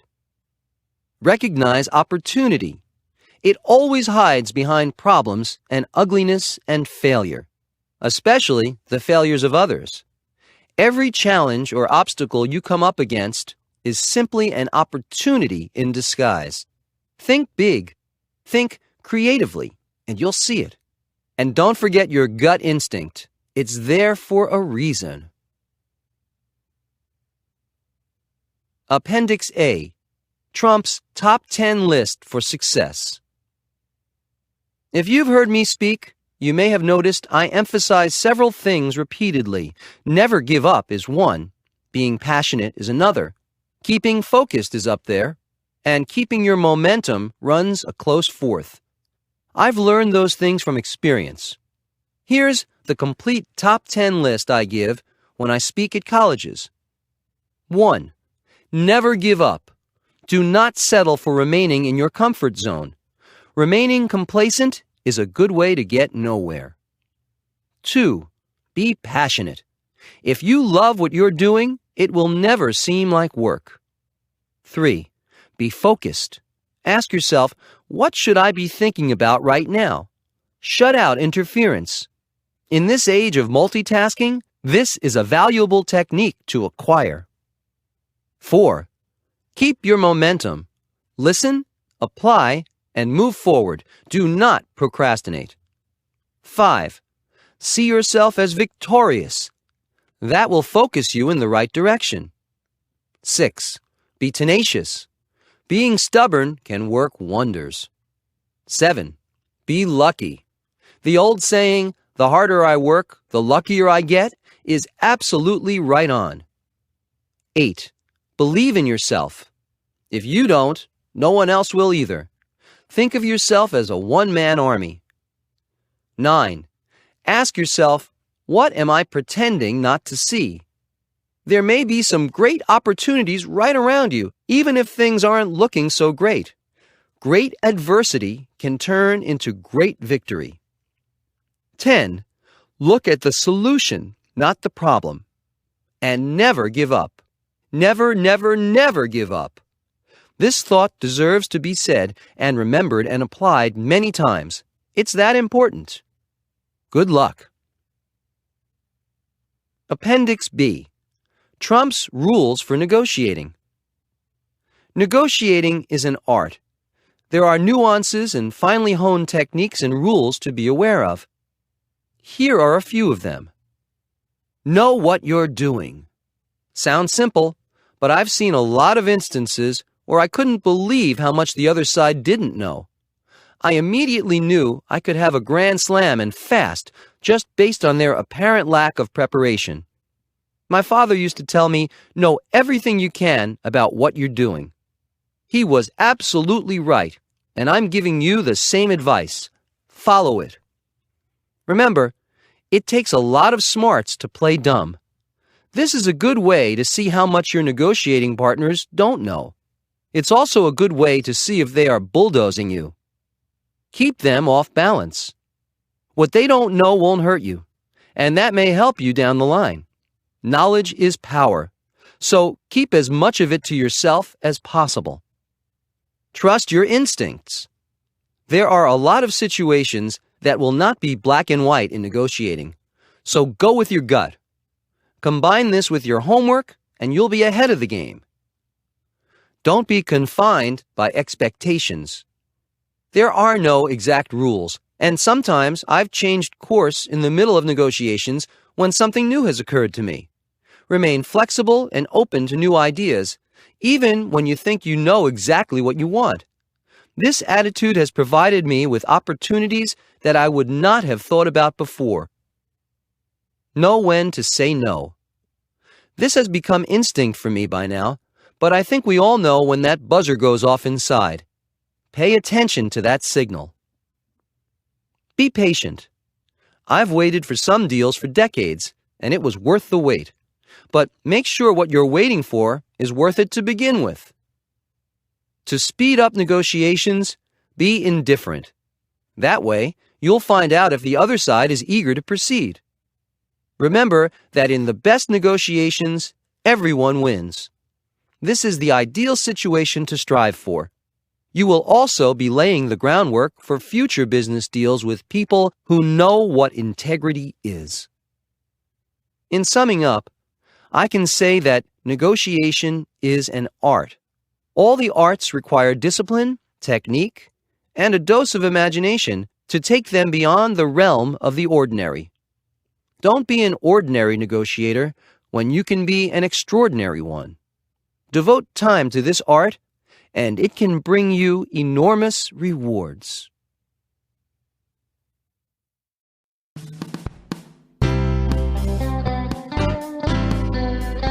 This has been a Gildan audio production. For more affordable life-changing audio programs, visit our website at gildanmedia.com.